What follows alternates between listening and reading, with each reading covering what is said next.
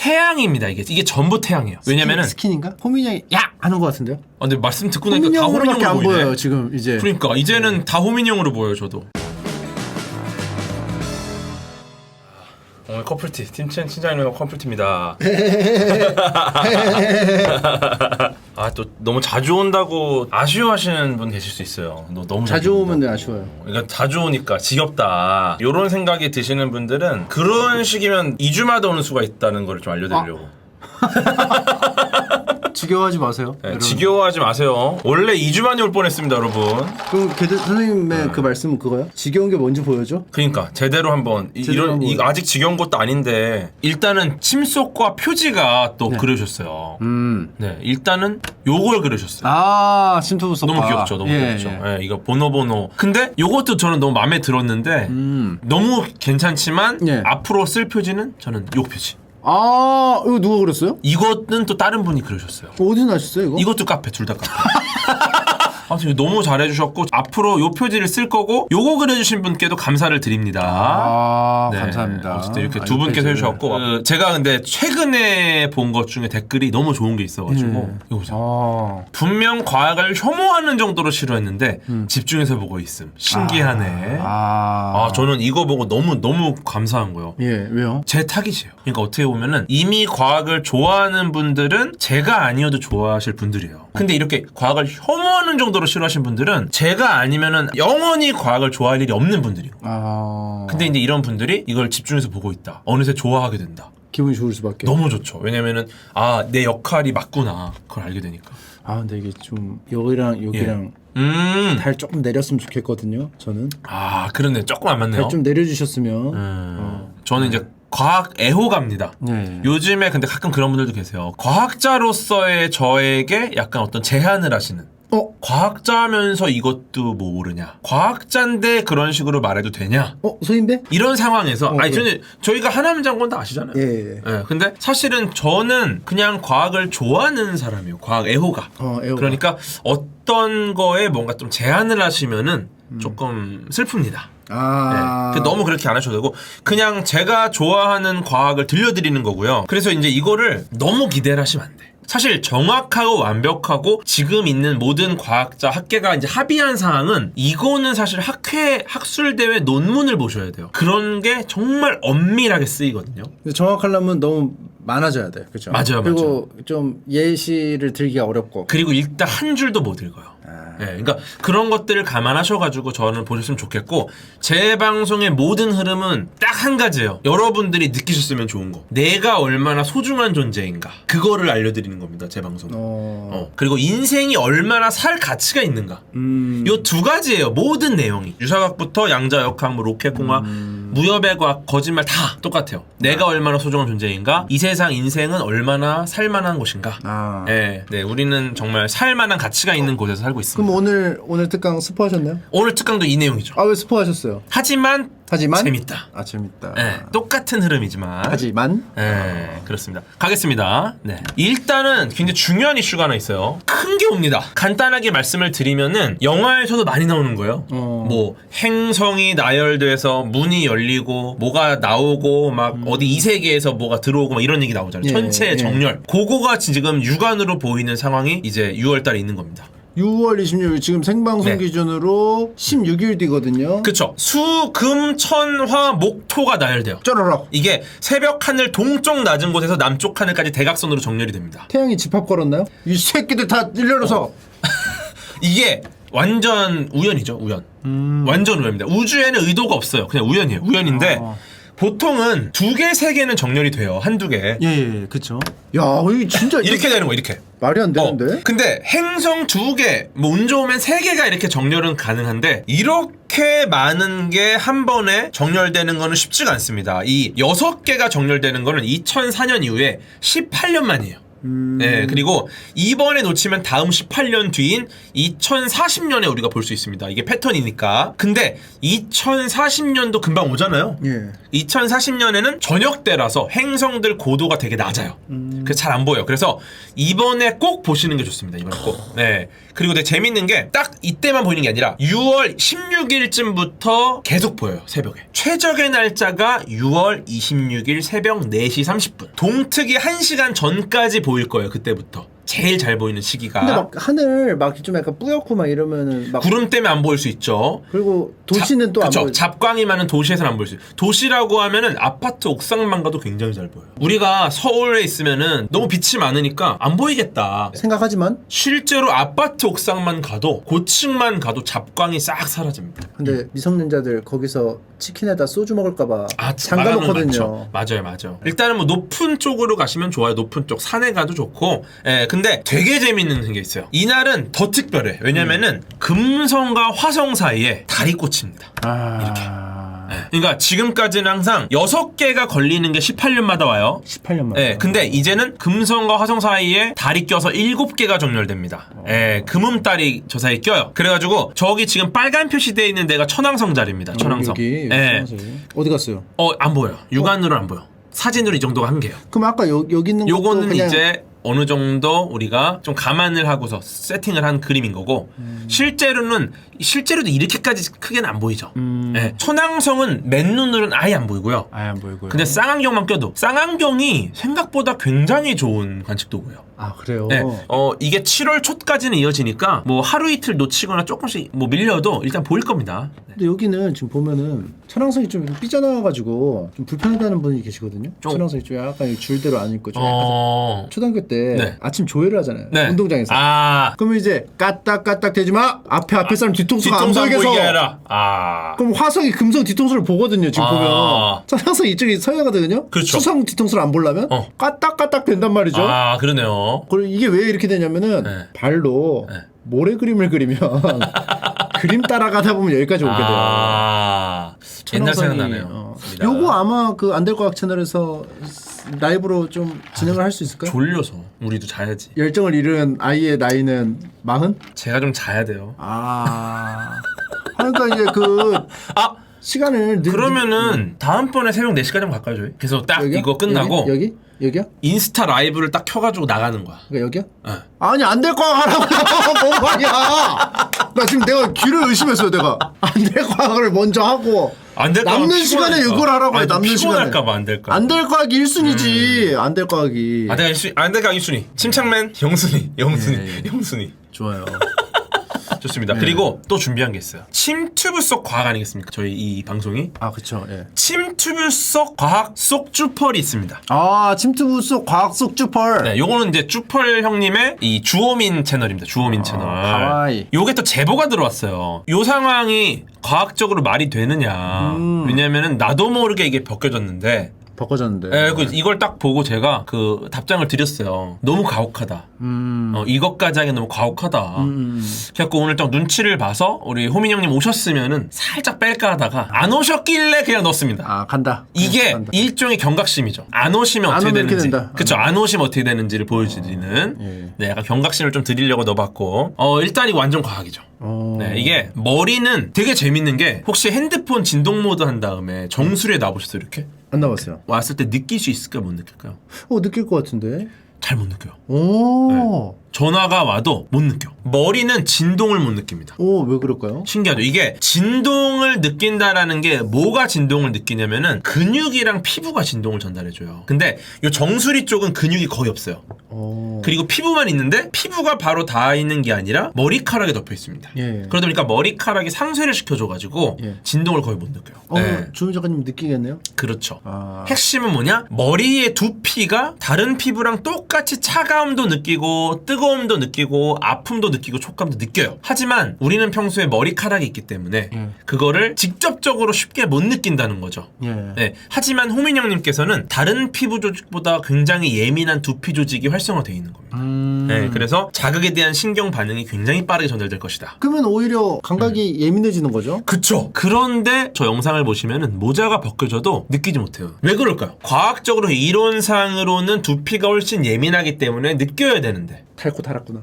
맞아요. 이 센서가 맞아. 맞아요? 익숙한 정보인 거예요. 여기에 들어오는 감각 정보가 이제 익숙하기 때문에 왜냐면 다른 사람들이 갑자기 이렇게 착 벗겨지고 민감한 두피가 세상에 드러났다. 그러면은 굉장히 예민하거든요.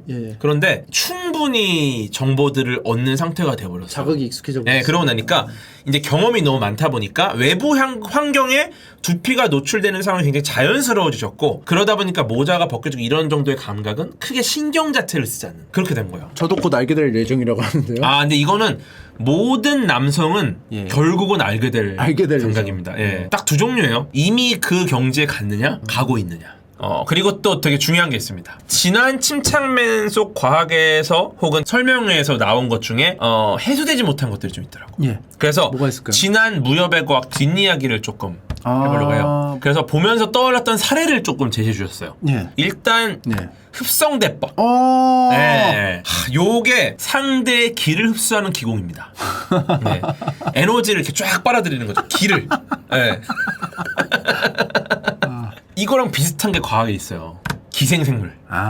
네. 이 영화 아시죠? 에일리언. 에일리언. 영화 보면 외계 생명체가 인간 몸속에 새끼를 낳아요. 인간 세포로부터 양분을 빨아들여서 기생하면서 큰 다음에 그 새끼가 부화하면서 인간은 죽죠. 근데 재밌는 건 에일리언이 조금 특이한 경우인 게 숙주가 죽잖아요.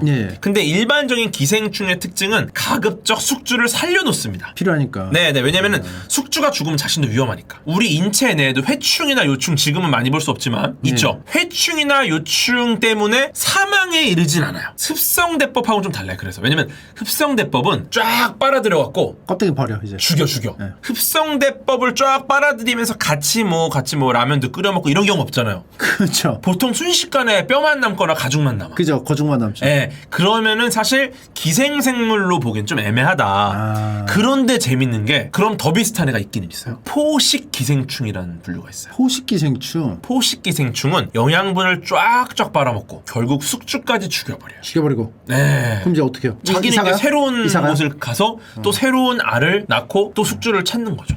네. 이런 애들이 기생벌, 기생파리 같은 애들이 있는데 지금 이게 뭐냐면은 나비 애벌레가 번데기를 짓기 시작하는 시점이에요. 번데기를 지을 때는 저 안에 애벌레가 뭐 아무것도 못해요. 저 때 가장 나비 애벌레가 약한 시기에 기생벌이 등장을 합니다. 저 안에다 수십 개의 알을 낳아요. 당연히 몸 안에도 면역 체계가 있어요. 저 애벌레도. 그죠. 그럼 알이 딱 들어온다? 그럼 면역 체계가 알을 공격해서 알을 죽이겠죠. 그러면 나비 애벌레가 살아남겠죠. 그죠. 그래서 저 기생벌이 어떻게 하냐면 알을 낳을 때 바이러스를 같이 집어넣어.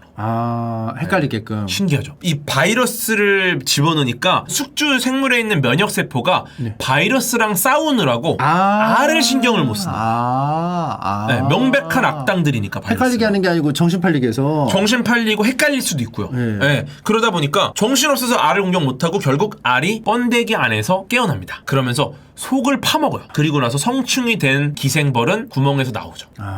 너무 불쌍해. 저거 실제로 너무 보면 너무 불쌍해. 채팅창에 개새끼벌이네라고. 아니에요. 기생벌입니다.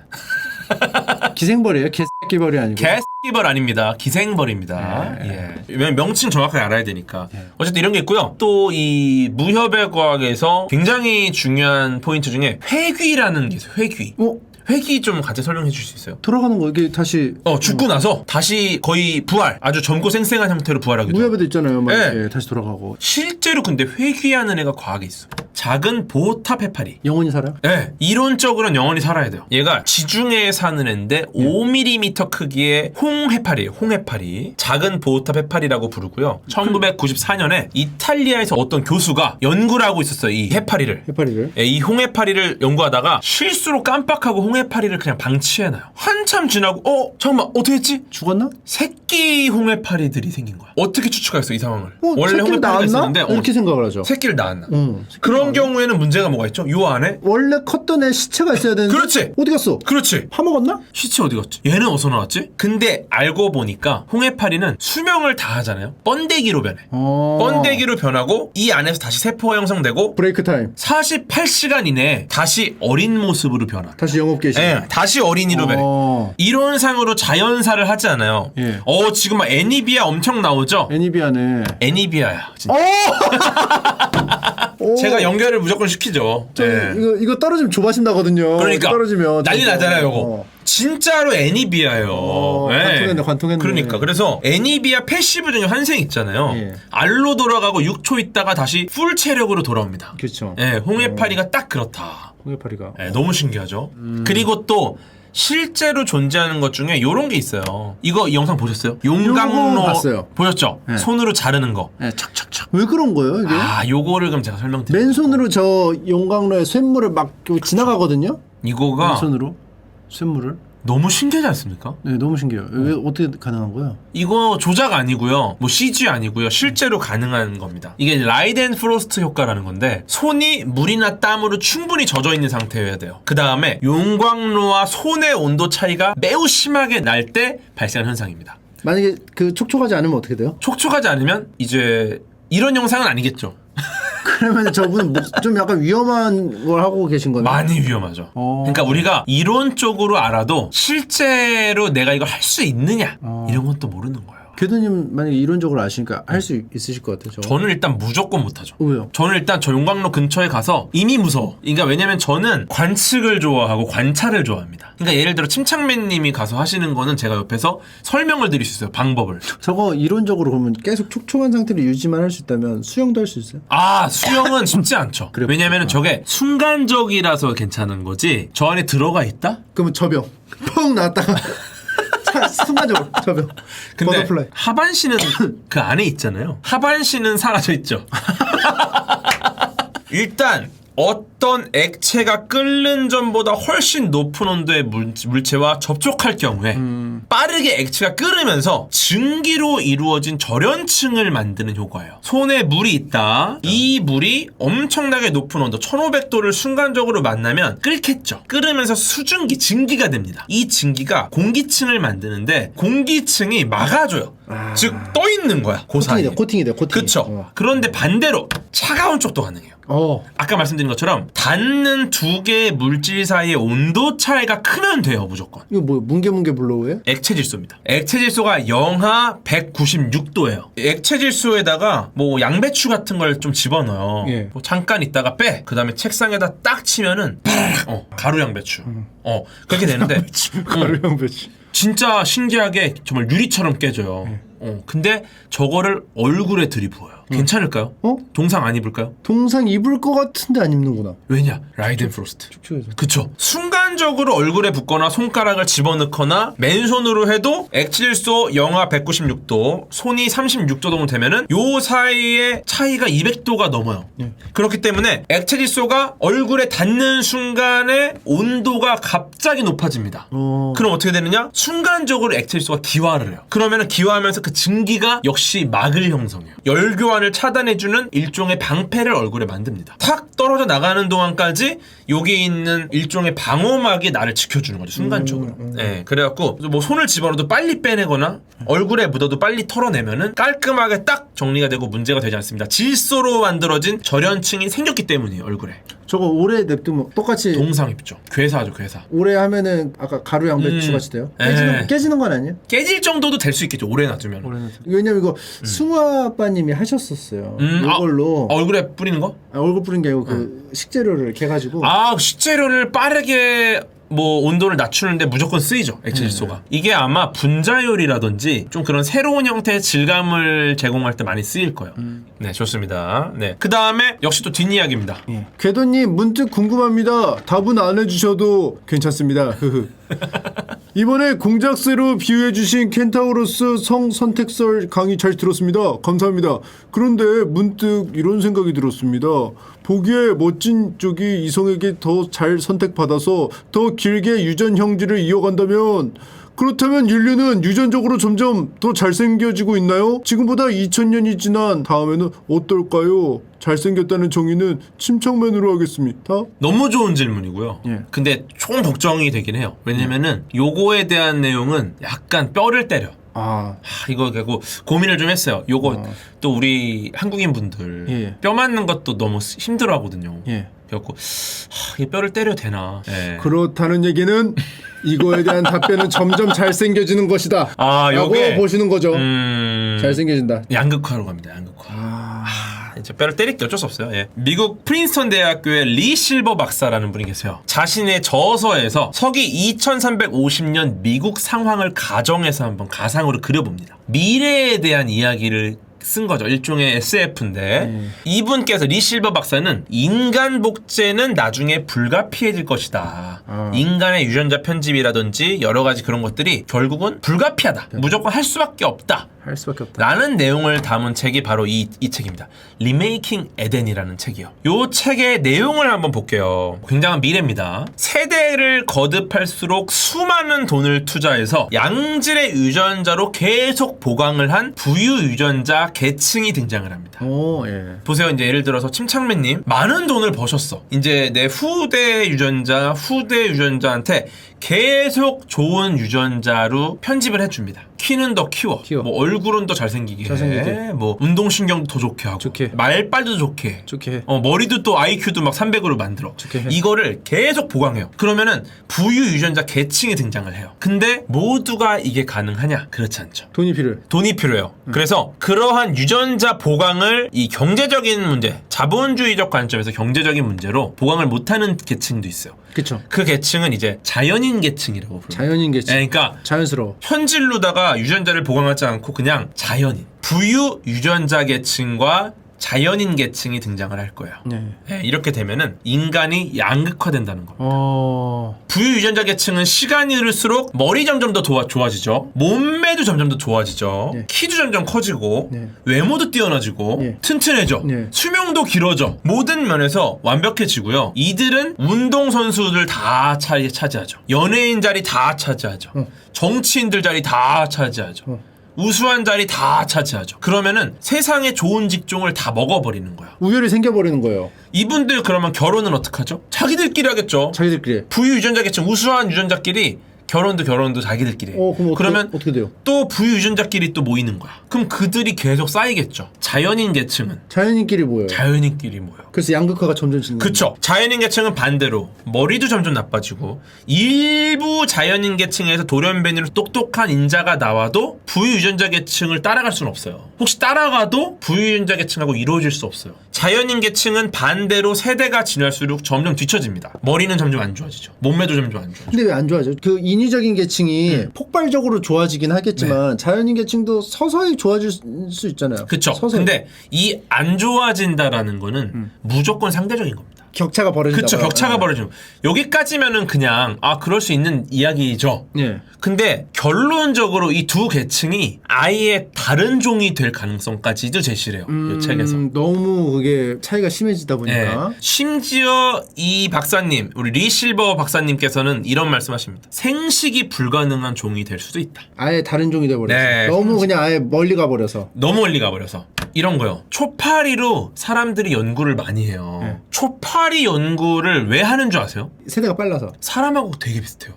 유전자가요? 네, 초파리의 유전자가 인간의 유전자의 60%가량 일치를 합니다. 네, 이 말이 뭐냐면은 인간의 유전자 10개 중에 6개가 초파리랑 똑같은 유전자예요. 그렇게 보시면 돼요. 뭐 초파리의 눈으로 다 연구를 해서 인간의 눈에 대한 여러 가지 실험을 하고 막 이러거든요. 설마 60%인데도 그거보다 못 미치는 것만큼 달라지게 된다는 건가요? 그 정도까지는 아닐 것 같고. 완전 초파리와 인간 정도의 차이만큼 벌어진다? 이건 극단.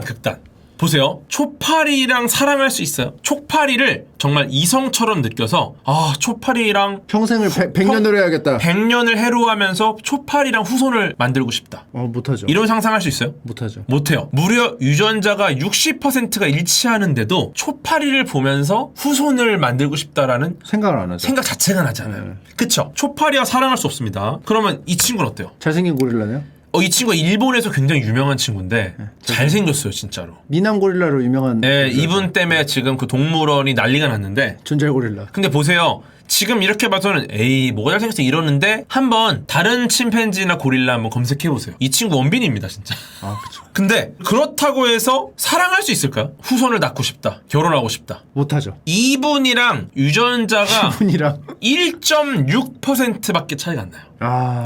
98.4%가 동일합니다, 유전자가. 98.4%? 네. 그런데도 98.4%로 유전자가 동일해도 사랑을 느끼는 게 불가능하다는 거예요. 거의 똑같은데 마찬가지로 부유 유전자 계층이랑 자연인 계층의 유전자가 점점 양극단으로 벌어지기 시작하면은 유전자의 차이가 침팬지와 인간 정도 날 수도 있는 거고, 그렇게 되면 아예 사랑을 못 느껴요.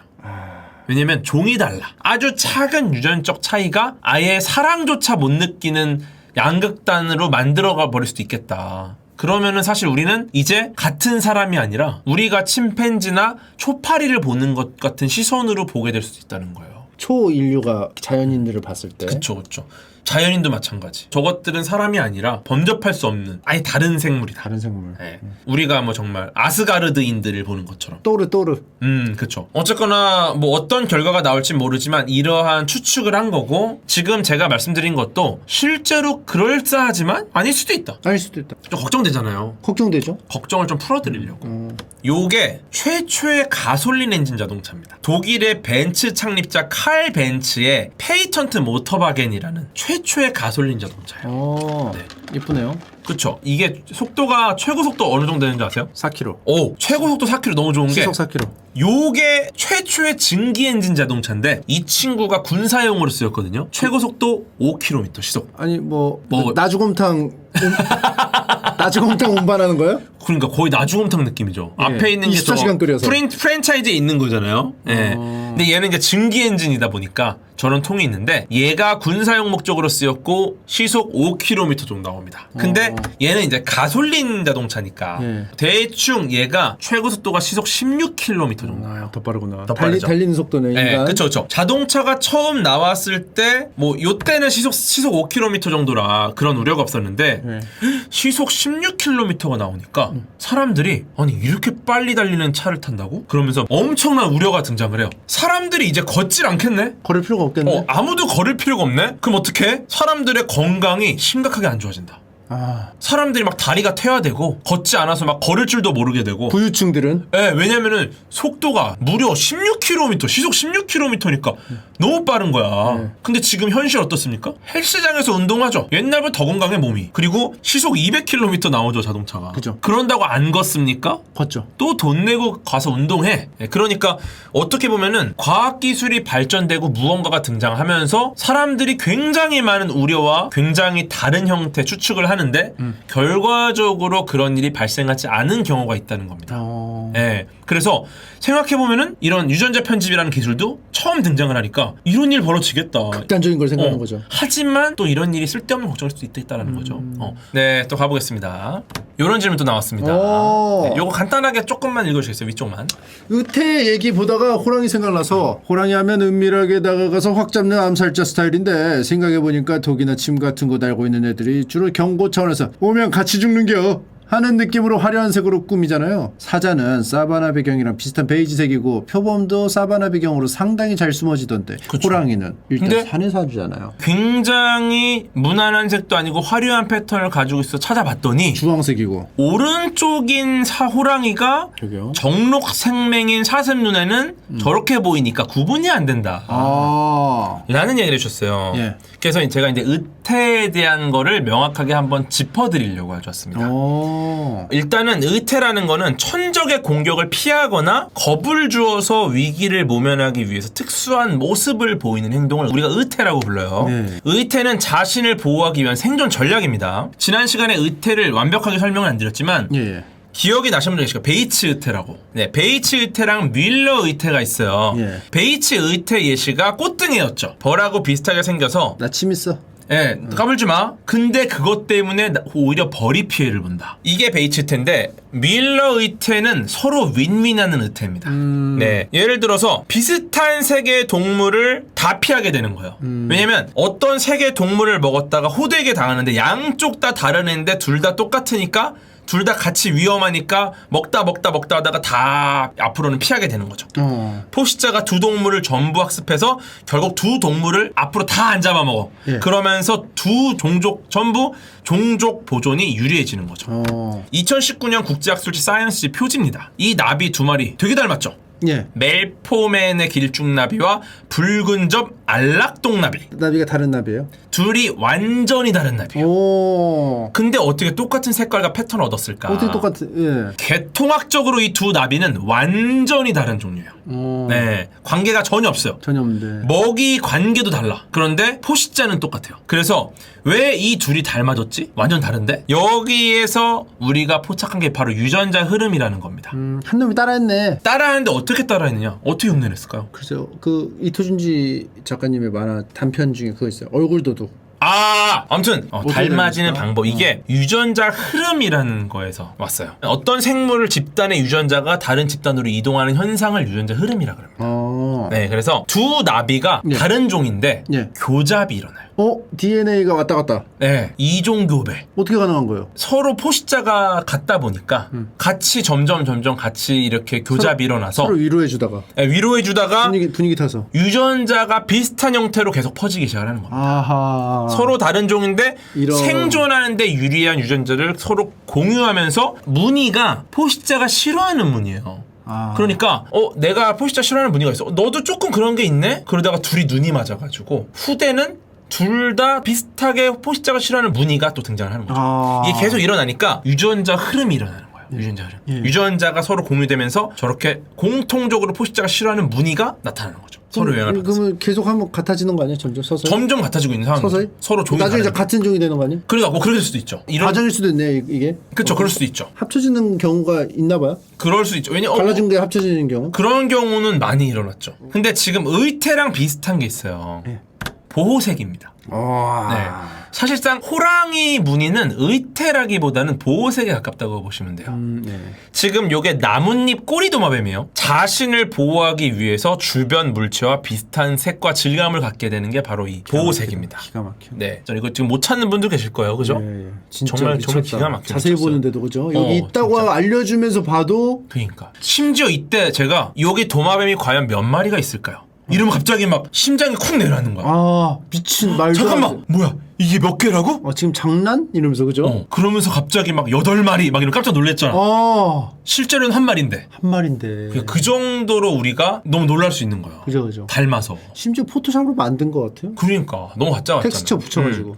근데 이 능력이 두 가지로 활용이 돼요. 천적을 피하기 위해서 나뭇잎 형태로 숨어 있을 수 있겠죠. 그리고 반대로 먹이를 사냥하기 위한 은폐 능력이 있어요. 숨으려고. 네. 카멜레온이나 나방, 메뚜기 이런 애들은 주로 천적으로부터 숨기 위해서 보호색을 씁니다. 그런데 호랑이는 사냥하기 위한 보호색이죠. 근데 파리가 안 쳤는데 어떡하죠? 감히 호랑이 위에. 그러니까 그 정도로 보호색이 뛰어나다는 거예요. 호랑이 위인지도 모르고. 그러니까 좋습니다. 여기 이게 호랑이 그 특징 있잖아요. 여기 C라고 써 있는 이거 피식자가 딱 보자. 됐다. 그렇죠. 여기 써져 있잖아요. 그러네요. 이게 그 사람 같은 경우는 적색, 녹색, 청색, 빛을 감지하는 원추 세포가 있습니다. RGB 컬러로 자연에 있는 모든 색을 구분해요. 사람은. 침팬지나 고릴라도 마찬가지. 그런데 대부분의 육상 동물은 녹색과 청색만 감지해요. 네, 그러다 보니까 사슴이나 뭐 말, 고양이, 개 막 이런 애들은 정록 생명이에요. 호랑이가 나뭇잎 사이에 있으면은 못 찾아. 호랑이는 그러한 이 빈틈을 노리고 사냥을 하기 위한 보호색으로 저 무늬를 갖게 된 겁니다. 근데 여기서 궁금한 거 있지 않으세요? 왜 굳이 이 색을 하냐? 왜 그치. 색을 안 하고? 맞아요. 정확해요. 처음부터 정록 생맥이고 나발이고 애초에 그냥 다 갖다 버리면 돼. 애초에 녹색 호랑이면 되잖아. 근데 저 구현하기 어렵나 보다. 저게 초록색. 정확해요. 동물의 생물학적인 분자 구조가 녹색보다는 갈색이나 주황색 털을 만들기가 더 쉬운 구조입니다. 그래서 어차피 내가 잡아먹을 사슴 같은 애들은 내가 주황색이건 녹색이건 모르잖아. 그러니까 기왕이면 좀 더 만들기 편한 색으로 만들어진 겁니다. 어차피 몰라 보니까. 그럼 피식자 입장에서도 눈을 좀 더 디테일하게 진화할 수도 있는데 구현하기가 힘든가 봐요. 인간이 보는 이 색깔 이게. 그렇죠. 그러니까 여러 가지 그런 인과관계가 얽히고 설켜서 지금 상황이 된 거예요. 서로 째네요. 상가방패 같은 서로 느낌. 째요. 그쵸.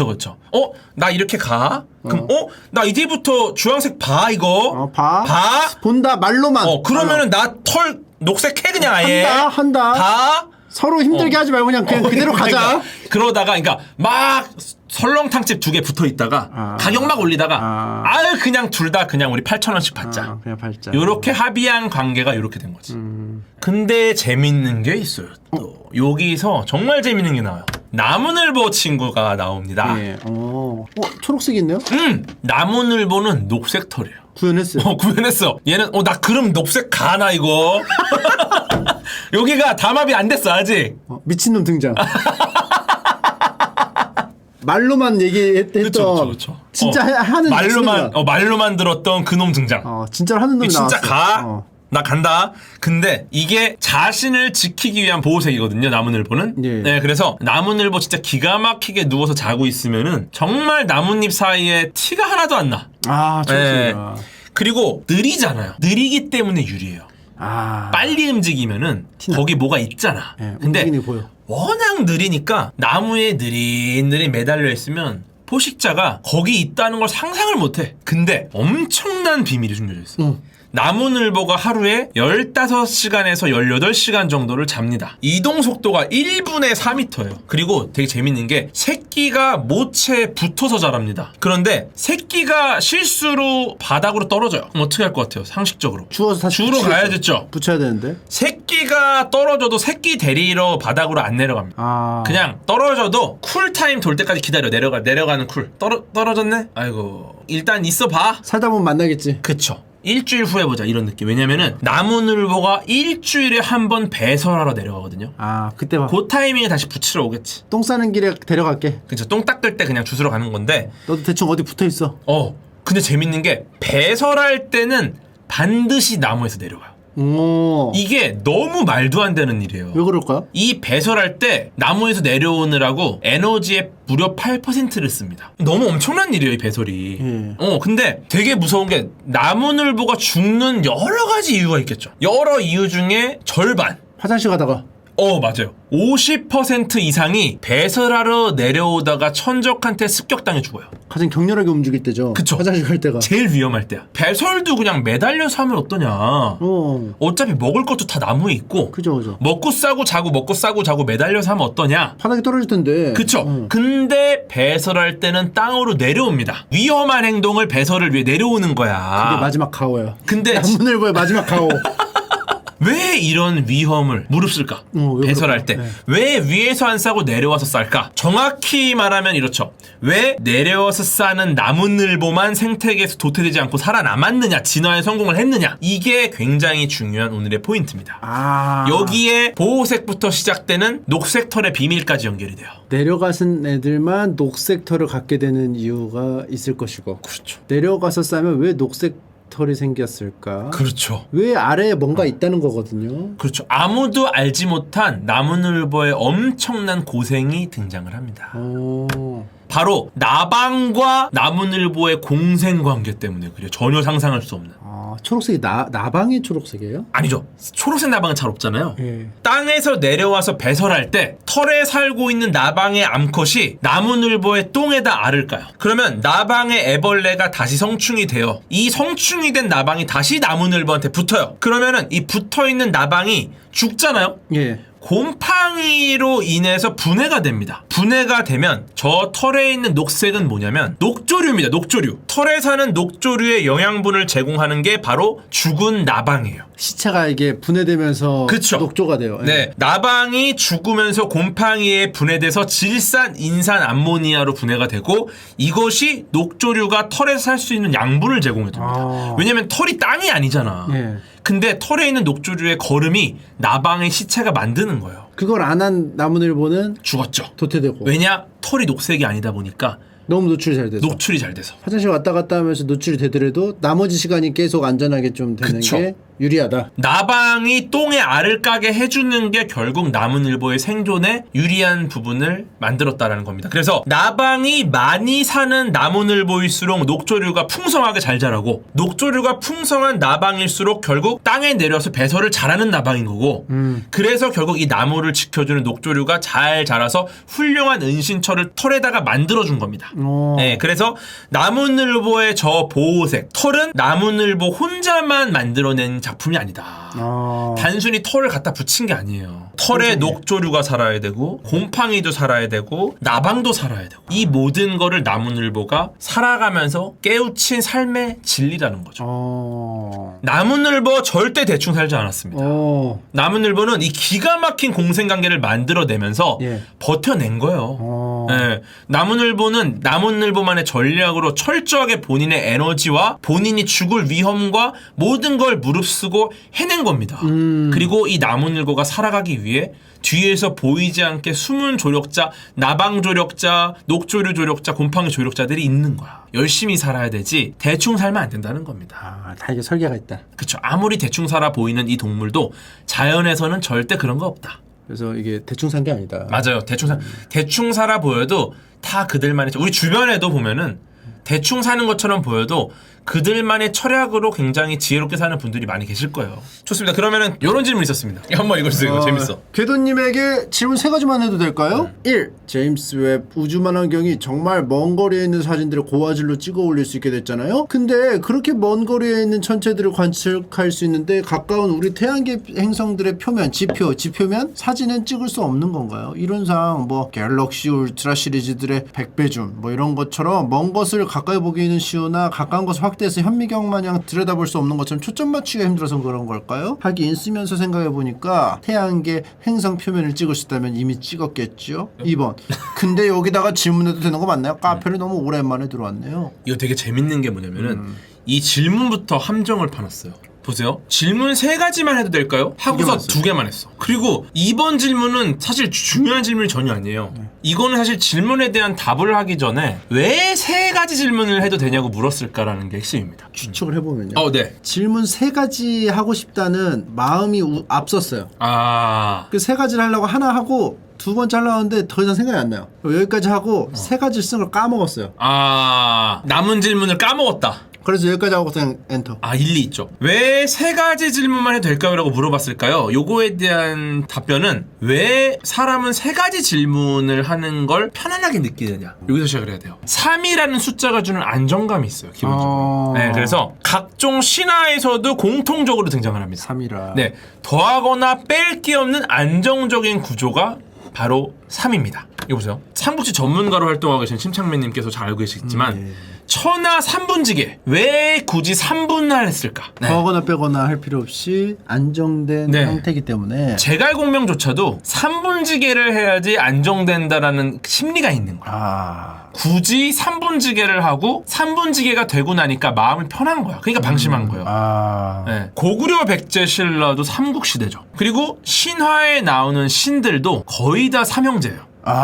네, 거의 다 삼형제. 그리고 성서에 나오는 성부, 성자, 성령도 삼위일체입니다. 심지어 성경에 나오는 동방박사도 3사람이 와요. 솔직히 2사람이 오거나 4사람이 올 수 있잖아. 왜 3사람일까? 그리고 침철단, 침펄풍, 침펄괴, 아기돼지 삼형제. 아기돼지 삼형제. 다 안될과학도 약, 공진, 궤도로 시작을 했죠.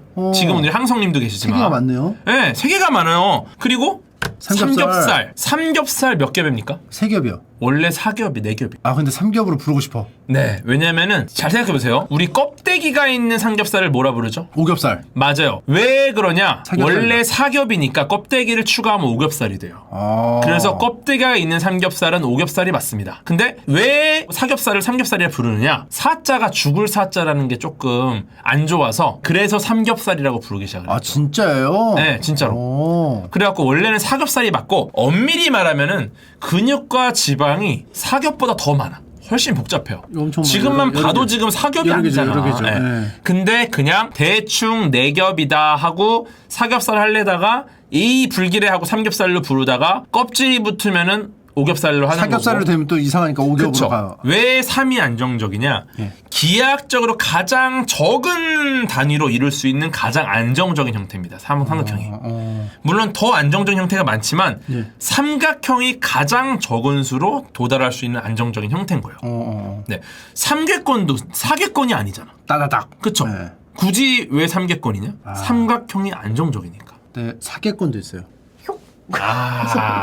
근데 책상 의자도 3다리가 좋은 거 아니에요? 라고 하셨는데 근데 그렇게 따지면 안 돼요. 왜냐면 제가 지금 말씀드리는 거는 세워놨을 때 안정적인 걸 말씀드리는 거지 공간으로 보면 네, 이게 내부 공간으로 보면은 3다리는 조금 불편하죠. 근데 중요한 건 여기까지가 질문에 대한 분석이고요. 다시 질문으로 돌아갑니다. 제임스 웹 우주 망원경으로 지구를 찍으면 어떠냐라는 거였잖아요. 예. 이런 걸 찍으면 어떠냐?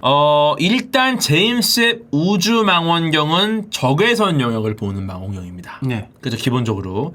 허블 우주 망원경은 가시광선 영역을 주로 찍어요. 예. 물론 조금씩 여유가 있지만 태양입니다. 이게 전부 태양이에요. 왜냐면은 스킨인가? 다른 파장대로 보면 완전 달라져. 이게 어떤 파장대로 보느냐에 따라서 심지어 맨 왼쪽 상단에 있는 이미지랑 중앙의 맨 오른쪽에 있는 이미지 보세요. 홍염 같은 거, 코로나 같은 거 아예 안 보이잖아요. 예. 맨 왼쪽 상단은. 예. 심지어 파장대를 바꾸면 아예 보이지 않는 것까지 보일 수가 있어요. 이 말은 뭐냐면은 파장대마다 연구 내용이 달라지고 전혀 새로운 게 보인다는 겁니다. 호민이 형이 야! 하는 것 같은데요? 아니라고! 하면서 근데 말씀 듣고 나니까 다 호민형으로밖에 안 호민형으로 보이네. 보여요 지금 이제. 그러니까 이제는 다 호민형으로 보여요. 저도. 어쨌거나 파장마다 연구 내용이 달라진다는 거고 왼쪽에 있는 거 어떻게 보이세요? 모양이? 이거 좀 네. 곰들이 막 있는 것 같아요. 이게 곰이 얼굴, 팔. 이게 이제 허블 우주 망원경에 있는 WFC-3 장비라는 걸로 촬영을 한 거예요. 와이드 필드 카메라라고. 오. 예, 근데 이제 왼쪽은 기본적인 가시광선 영역을 찍은 거고요. 오른쪽은 WFC-3 장비로다가 필터로 좁은 파장 범위를 샘플링 한 거예요. 오. 이게 뭐냐면은 독수리 성운에 있는 창조의 기둥입니다. 창조의 기둥. 네, 후대를 만드는 어떤 무언가를 창조하는 느낌이죠. 근데 보시면은 가시광선 영역, 요거는 약간 적외선 영역이라 보시면 되거든요. 어떻습니까? 두 사진이 아예 달라요. 보이지 않던 엄청난 것들이 보여요. 파장대가 달라지니까 완전히 다른 사진이 돼버려요. 그럼 이걸로 연구하다가 갑자기 요게 등장을 하면 얼마나 새로운 게 많겠습니까? 아예 이렇게 가려져 있던 부분까지 다 투과가 돼버리는 거예요. 예. 이것도 보세요. 같은 건데. 네, 이게 이제 헬릭스 성운이에요. 다큐멘터리 코스모스의 인간의 눈과 합성한 성운으로 굉장히 유명한 그림인데 왼쪽이 일반적인 가시광선 영역에서 찍은 헬릭스 성운입니다. 예. 오른쪽이 칠레에 있는 비스타 망원경으로 적외선 영역을 관측한 거예요. 역시나 안 보이던 엄청난 것들이 드러났습니다. 이거 인터넷에 올라온 거 아니야? 타버린 돈가스 사진.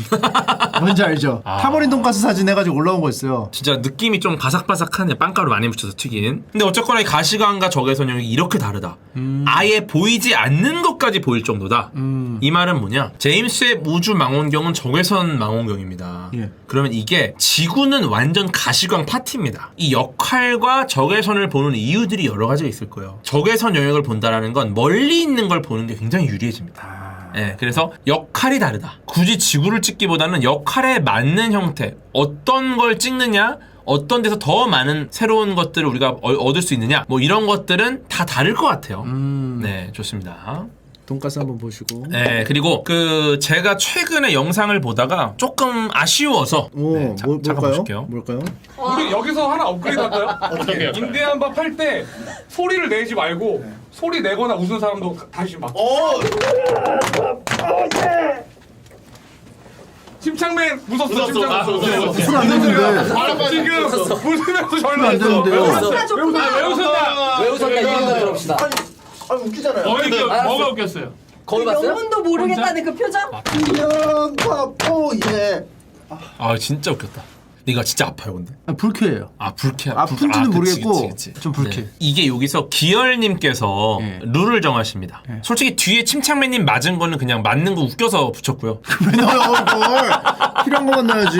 뭐가 웃겨 하나도 안 네, 웃긴데. 우리 기열님께서 새로운 룰을 만들었어요. 예. 그 룰이 웃지 말자. 근데 침착맨이 웃으셨어요. 당구님이 물어보셨죠. 웃은 이유나 들어보자. 뭐라고 말하셨죠 그때? 뭐 웃긴 거 웃긴 거지. 뭐 그쵸? 이유가 있어. 내가 웃은 이유를 말을 못해. 웃겨서 웃었다. 네. 매직빵님도 지금 이건 웃었다고 보여요 저는. 네. 아니 이거는 살입니다. 그러지 마세요.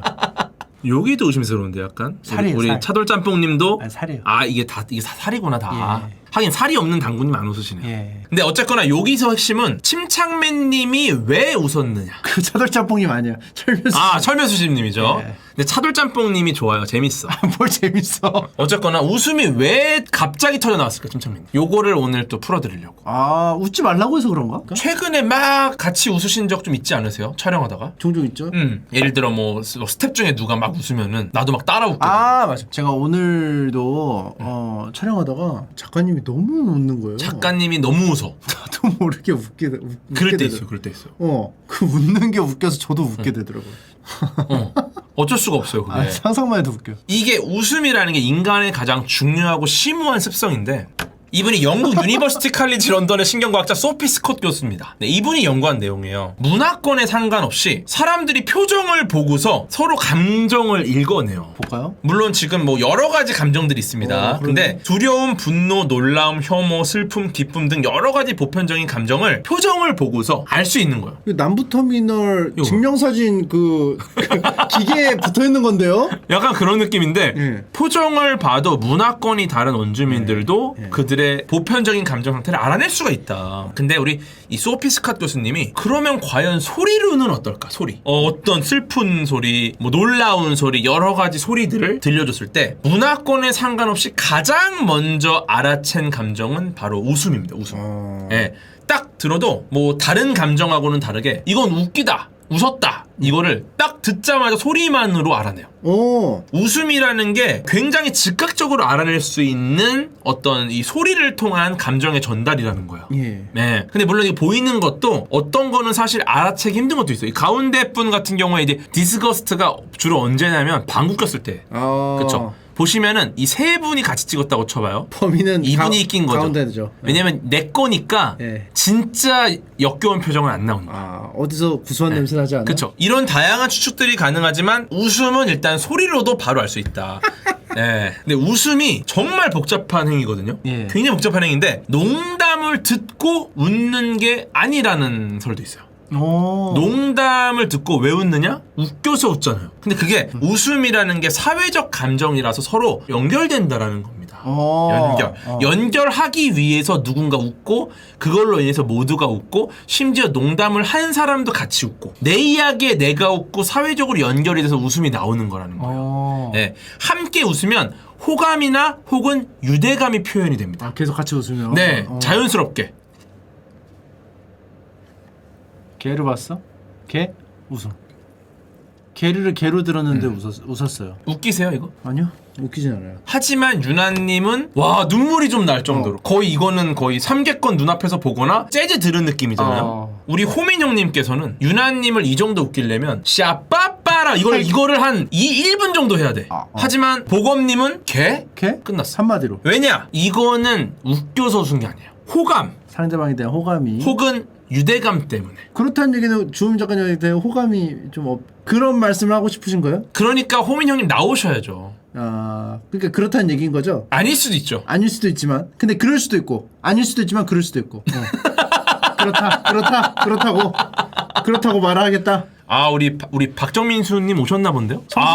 웃겨드렸다고. 박정민수님도 유나님 웃겨드리셨나봐요. 그래요? 박정민수님도 개 이걸로는 못 웃겨요. 적어도 한 문장 정도는 해야 돼. 문단하셔야 된다고. 근데 박정민수님 정도 되니까 문단으로 되죠.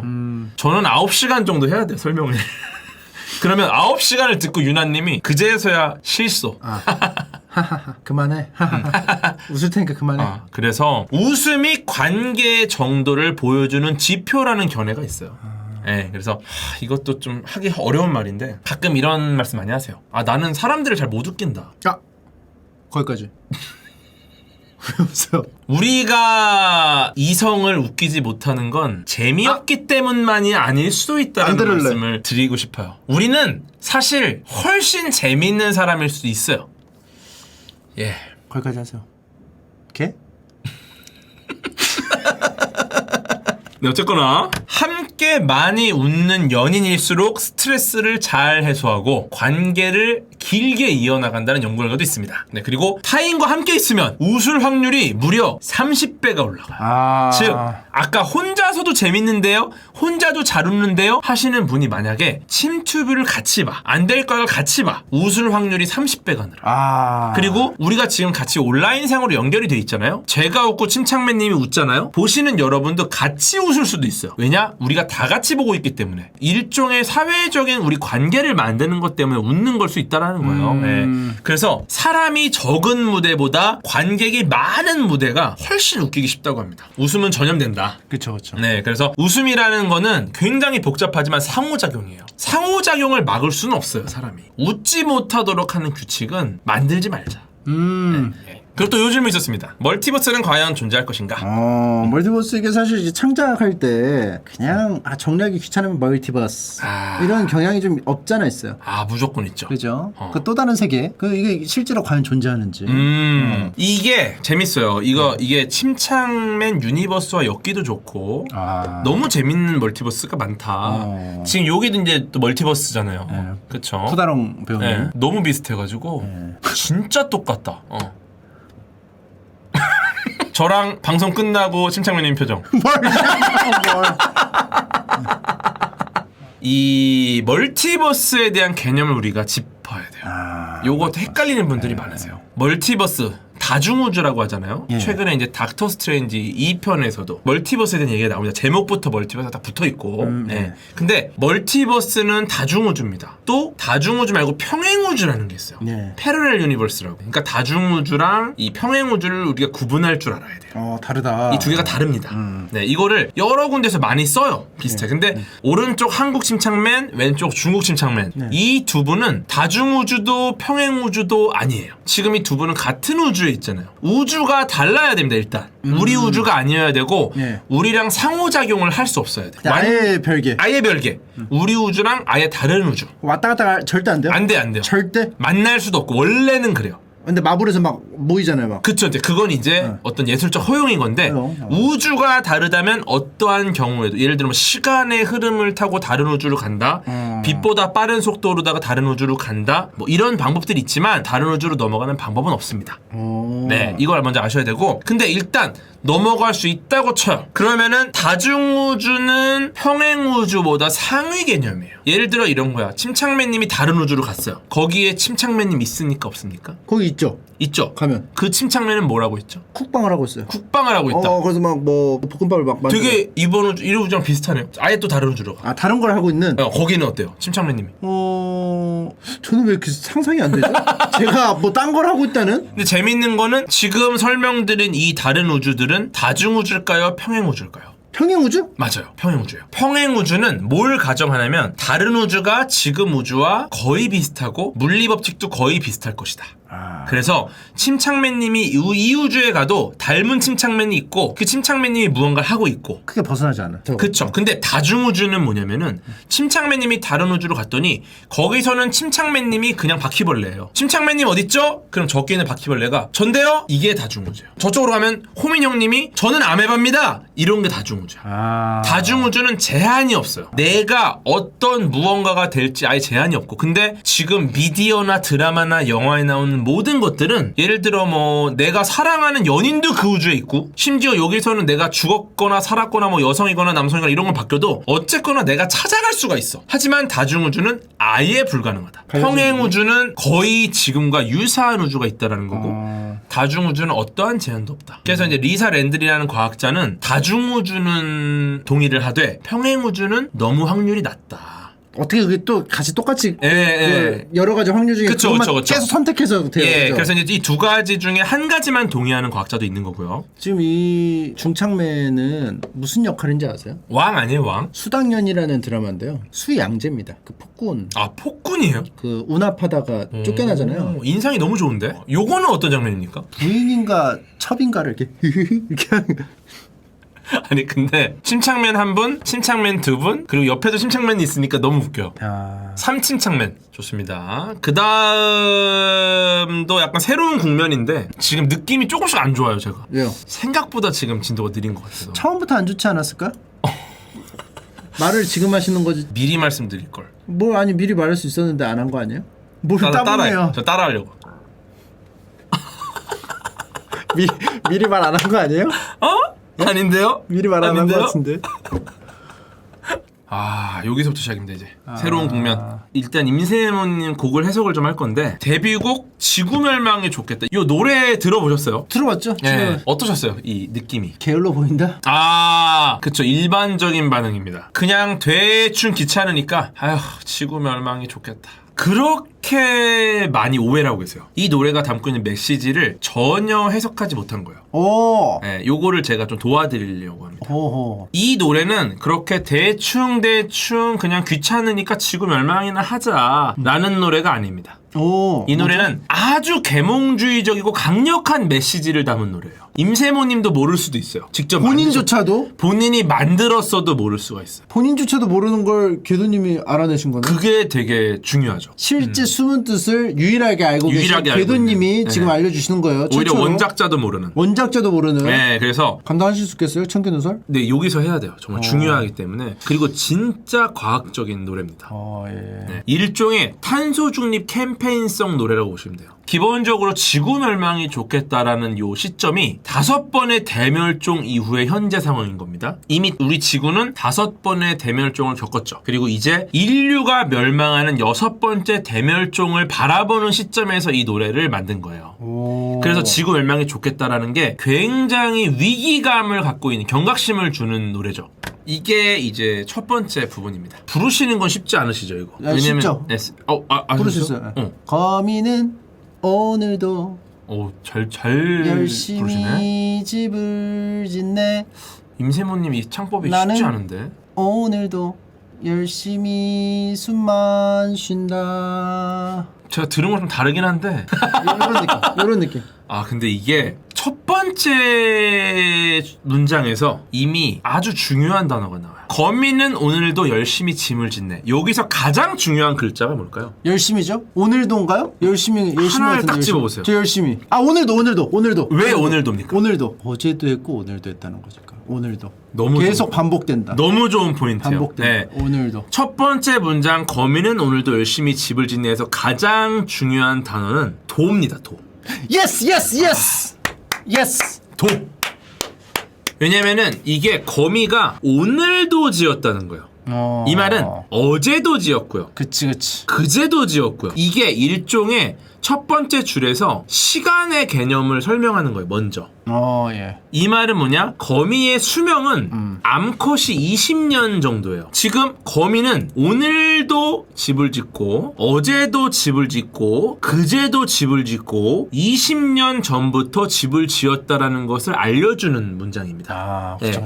계속 반복하니까. 네. 그래서 거미는 오늘도 열심히 집을 짓네. 이 말은 거미의 수명인 암컷 거미의 20년 수명 전부터 거미는 집을 지었을 것이다. 즉 20년의 시간이 흘렀다라는 것을 강조하는 문장입니다. 예, 그럼 두 번째 줄로 가볼게요. 나는 오늘도 열심히 숨만 쉰다. 여기서는 어떤 문장이 가장 중요할까요? 여기서요? 여기도 도. 여기도 도가 중요하죠. 네, 여기도. 하나가 더 있다면 너무 어렵죠. 숨.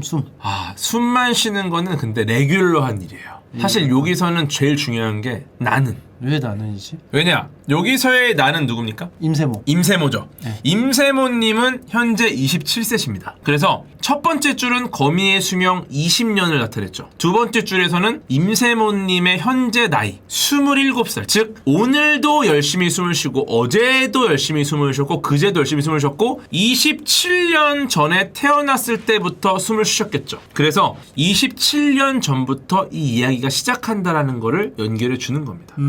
왜냐면 열심히 숨을 쉰 건 이미 태어났을 때부터 진행이 됐거든. 그럼 임세모님보다 거미가 7살 연하네요? 그쵸. 지금 거미는 20년째 집을 지었어요. 이게 맥시멈으로 봤을 때 그렇죠. 요거까지 보고 다음으로 넘어갈게요. 다음 줄은 여기서는 중요한 거야? 뭐가 중요하죠? 도. 그렇죠. 여기도 도죠. 그러면 지구는 지금도 돌고 있죠. 어제도 돌았죠. 그제도 돌았죠. 그렇다면 지구는 언제부터 돌았죠? 60억. 45억 년 전부터. 45. 돌았죠. 지금 엄청난 얘기가 나온 거예요. 지금 20년 전, 27년 전, 그 다음에 45억 년 전부터 시작된 이야기라는 시간의 흐름을 보여주는 부분입니다. 이 말은 뭐냐면은 시간의 흐름이 점점 과거로 가고 있다는 겁니다. 근데 지구 멸망의 시점이 지금 현재라는 말이죠. 왜냐면 지구가 멸망했으면 좋겠다라니까. 그죠. 그러면은 지구 멸망의 시점부터 거미는 20년 전까지를 보고 임세모님은 27년 전까지를 보고 지구는 45억 년을 보여주는 건데 이 시간의 차이가 예. 처음에는 7년 차이가 나요. 그 다음에 44억 9,999만 9,973년입니다. 시간의 차이가. 너무 많이 차이 나는데요? 그쵸?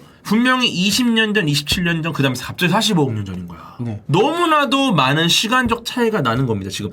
시간의 갭이 갑자기 급변한다는 걸 보여주는 거예요. 급격하게 변하는 스케일을 여기다 왜 넣었을까? 지금 진행 중인 6번째 대멸종이 역대 가장 빠른 속도라는 걸 보여주는 겁니다. 그 전까지는 큰 스케일의 변화였는데 지금은 너무 짧은 만큼 변화했어요. 이 시간 간격이 지금 너무나도 빠르게 지금 변화하고 있다는 걸 보여주는 거예요. 6번째 대멸종의 속도가 너무 빠르다. 굉장한 경각심을 주는 거죠. 그래서 지금 이게 뭐냐면은 지구온난화와 생태계 파괴가 이제 인류의 멸종을 가속화시키고 있다. 저보고 랩장님 표정 나왔다고. 어쩌라고 표정. 어쩌라고 그러니까 표정. 지금 요 첫 번째 단락에서 가사에서 보여주는 게 이 노래를 통해서 하고자 하는 이야기의 거대한 방향성을 나타내는 겁니다. 예언서란 얘기예요? 네, 이게 지금 다 연결이 돼 있어요. 보세요. 45억 년 전이었다가 27년까지 오면서 5번의 대멸종을 겪었단 말이에요. 여기서 이제 6번째 대멸종이 7년 같은 아주 짧은 시기에 일어날 수도 있다. 네, 대멸종이 굉장히 가속화되고 있고 이것을 경계해야 된다라는 거를 첫 번째 가사에서 표현을 한 겁니다. 굉장하죠? 예. 빼먹은 문장 하나 있죠, 앞에서. 나는 오늘도 열심히 누워있다. 네, 이 부분이 지금 앞에서 한 번도 나오지 않은 종말을 표현하는 겁니다. 스케일상 종말이 가속화되고 있고 나는 오늘도 누워있다. 즉, 종말이 일어나는 시점이 오늘이라는 걸 표현하는 거죠. 이제 종말이 오고 있다. 그 다음으로 가볼게요. 이렇게 깊은 뜻이 있었다니. 그러니까 이거 깜짝 놀랐어요. 네, 이거 한번 읽어주시겠어요? 내일 당장 지구가 멸망하면 쌓여있는 설거지를 안 해도 될 텐데. 이게 쌓여있는 설거지라는 표현을 굳이 할 필요가 없거든요. 사실 너무나 많은 표현이 있잖아. 저는 이 부분은 침착맨님에 대한 헌정입니다. 저에 대한 헌정. 그렇죠. 침투브 볼 때 설거지한다. 그렇죠. 이거는 원본박물관을 의미해요. 쌓여있는 설거지, 널려있는 빨래. 이거는 원본박물관. 설거지할 때 필수가 바로 원본박물관입니다. 침투부에 대한 헌정하는 내용. 침착맨 원본박물관을 봐라. 라는 이야기를 하는 거죠. 그래서 한번 읽어주시겠어요? 차라리 그랬으면 좋겠다. 거미는 언제나 열심히 집을 짓네. 나는 오늘도 할 일을 또 미룬다. 거미는 언제나 열심히 집을 짓네. 이 표현에서는 열심히 살고 있는 인류를 표현합니다. 인류가 끊임없이 문명을 구축하는 모습을 거미에 빗대서 표현을 하는 거예요. 이 거미랑 그 거미는 다른 거네. 다른 거미죠. 앞거미는 진짜 거미는 진짜 거미, 뒤에 거미는 가수 거미. 그러니까 앞에는 거미줄 만드는 거미. 그쵸? 지금은 친구라도 되고 싶은 거미. 지금은 친구라도 되고 싶은 거미. 왜 웃었어요, 잠깐? 가수 거미는 장난치는 거예요 지금? 언제나 애드립이라서. 과학 특강이 장난이에요? 아닙니다. 아니죠. 예. 예, 웃지 않겠습니다. 예. 나는 오늘도 할 일을 또 미룬다. 일종의 경각심입니다. 지금 지구온난화라는 기후변화가 오고 있는데 지금 무언가를 해야 되는데 인류가 그 일을 하지 않는 거예요. 차라리 거미라도 될 걸 그랬어. 문명을 구축하는데 정신이 팔려서 기후변화, 지구온난화가 오고 있는데 여기서 우리가 해야 할 탄소 중립이나 여러 가지 행위들을 또 미룬다는 거예요. 그 다음 한번 읽어주시겠어요? 시계는 지금도 열심히 돌고 있지. 나왔잖아요, 이미. 시계는 지금도 열심히 돌고 있다. 이 말은 뭐냐? 점점 가속화되는 6번째 대멸종을 빼박으로 말한 거야. 점점 빨리 돌아. 네. 나는 오늘도 아무것도 안 할래. 이건 아무것도 안 한 거라서 넘어갈게요. 내일 당장 지구가 멸망하면 꽉 차버린 쓰레기통 놔둬도 될 텐데. 너무 좋은 표현입니다. 굳이 여기다가 왜 쓰레기통을 넣었을까? 그 쓰레기통을 떠올릴 때 연결되는 게 바로 분리수거입니다. 네, 분리수거를 표현하는 단어예요. 분리수거를 안 하는 인류를 비판하는 거예요. 꽉 차버린 쓰레기통을 놔둬도 될 텐데 이게 아니에요. 그러면? 인류에 대한 비판입니다. 한번 놔둬봐. 오히려 비꼬는 거죠. 그래 놔둬봐. 놔둬봐. 하지 말아봐. 놔둬봐. 이거는 진짜 약간 비판적인 어조라고. 때든 말든. 맘대로 해. 분리수거를 안 하겠다라는 사람들이 많다는 거예요 지금. 근데 온난화를 막기 위해서 우리가 해야 될 것이 무엇이냐? 분리수거 해야 돼. 탄소. 아니야 사실은. 사실은 아니야. 그래서 꽉 차버린 쓰레기통을 놔둬도 될 텐데라는 중의적인 표현을 또 넣은 거예요. 하지 말라는 거야, 분리수거. 이게 임스트라다무스인데? 이게 사실 굉장히 탄소 중립과 지구 온난화, 기후 변화의 이해도가 높지 않으면 예. 이런 말을 할 수가 없어요. 임세모님은 이걸 알고 있었거든요. 국제 여론조사에 따르면은 사람들이 가장 효과적이라고 보는 기후 위기 대응 방법이랑 실제로 효과적인 대응 방법이 차이가 큽니다. 임세모님이 아마 요 연구 내용을 보셨을 가능성이 높아요. 네, 보시면은 현실적으로 굉장히 좋은 방법들이 뭐가 있냐면은 오른쪽으로 갈수록 줄이는 탄소의 양이 많아져요. 그런데 보시면은 맨 왼쪽에서 세 번째를 보시면은 리사이클. 재활용이 있어요.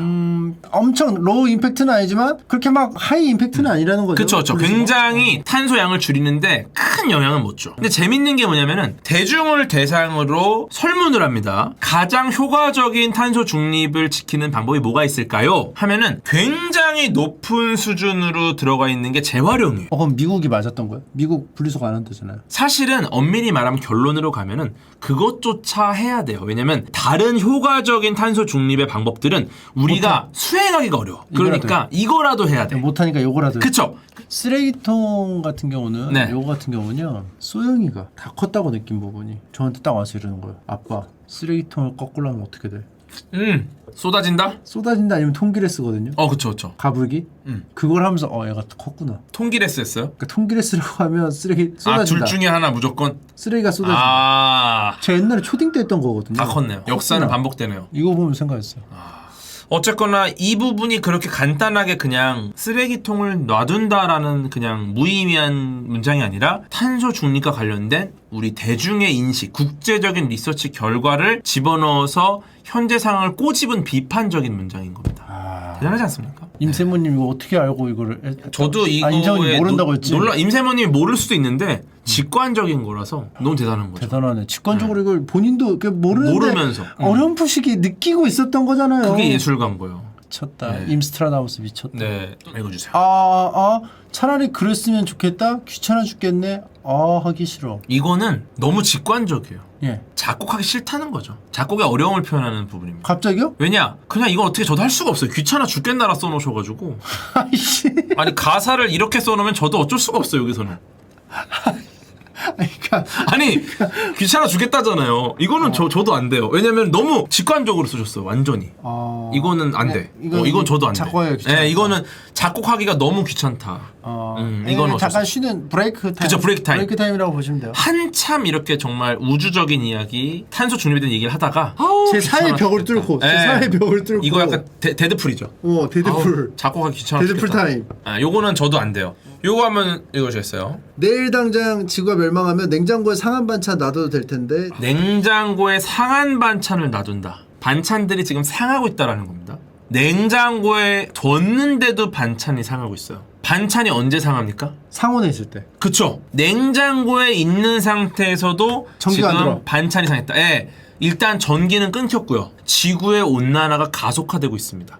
지구의 평균 기온이 올라가고 있기 때문에 반찬이 상할 수밖에 없는 거야. 굉장히 위험한 상황이에요. 지금 위험한 상황이고 그 다음에 내일 당장 지구가 멸망하면 하수구에 머리카락 놔둬도 될 텐데. 하수구에 머리카락이 들어가면 어떻게 되죠? 막히죠. 막히죠. 물이 안 빠져나가죠. 그쵸. 이 말은 뭐냐? 순환하는 생태계가 막혔다라는 의미예요. 하수구라는 것은 이 여러 가지 물질들이 순환하는 하나의 통로를 말해줘요. 우리 이 집에서. 근데 순환하는 생태계 자체가 아예 머리카락으로 막혀버렸다. 내일 당장 지구가 멸망하면 죽어있는 바퀴벌레 놔둬도 될 텐데. 와, 이것도 엄청난 표현이에요. 바퀴벌레 웬만해서 안 죽거든요. 맞아요. 바퀴벌레가 죽었다? 생존력이 강하기로 정말 둘째가라면 서로를 바퀴벌레가 자연적으로 죽어있는 상태예요. 생존력이 강한 바퀴벌레조차 이겨내지 못하는 환경이 되었다는 말이에요. 정말 암울한 가사죠, 이 가사 자체가. 또 와주세요. 내일 당장 지구가 멸망하면 창틀 사이에 곰팽이도 놔둬도 될 텐데. 저는 이 문장에서 진짜 박수를 쳤어요. 계속 지속적인 멸종에 대한 이야기를 하고 있어요. 근데 창틀 사이에 곰팡이가 폈습니다. 이 말은 뭐다? 곰팡이는 남아있다. 즉 6번째 대멸종 이후에 남게 될 생명체를 추측한 겁니다. 곰팽이가 남았다. 바로 곰팡이가 아마도 최상위 포식자가 될 가능성을 던지는 거죠. 6번째 대멸종이 지나고 나면 인간은 사라지거나 먹이사슬 가장 아래로 내려올 거예요. 그러면 그 자리를 차지하는 건 뭐냐? 아마도 팽이. 창틀 사이 곰팡이일 가능성이 높다. 그래서 창틀 사이 곰팡이를 놔두는 겁니다. 이제 균이 최상위 포식자로 올라간다라는 뜻이죠. 그럼 곰팽이가 인간을 노예로 부려요? 그럴 수 있는 거죠. 그래서 막 반란군들이 팡이제로 들고서 막 이렇게 도망다니고, 존 코너가 팡이제로 이제 양쪽에 끼고서 막 피식 막 이렇고. 근데 생산한 능력은 안 돼서 옛날에 만든 그치. 팡이제로가 점점 떨어져. 점점 떨어지고, 존 코너도 이제 계속 팡이제로만 찾고 다니고 그럴 수 있죠. 근데 재료가 안 돼.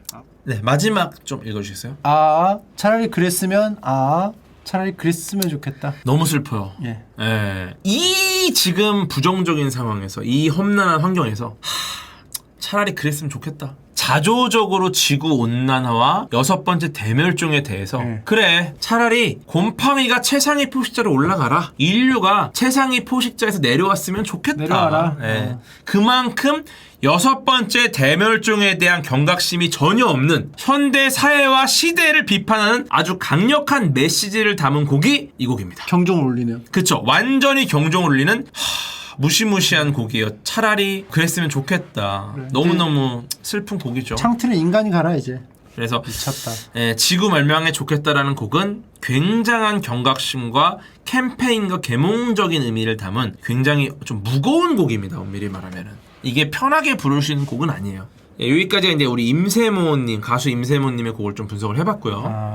과학적으로 곡을 분석한다는 것 때문에 또 많은 분들이 또 주셨어요, 정보를. 노래 가사 속에 숨겨진 오류를 좀 찾아달라. 요게 BTS 중에 최애 멤버 진의 솔로곡 문이라는 노래의 가사입니다. 문. 네, 한번 읽어주시겠어요?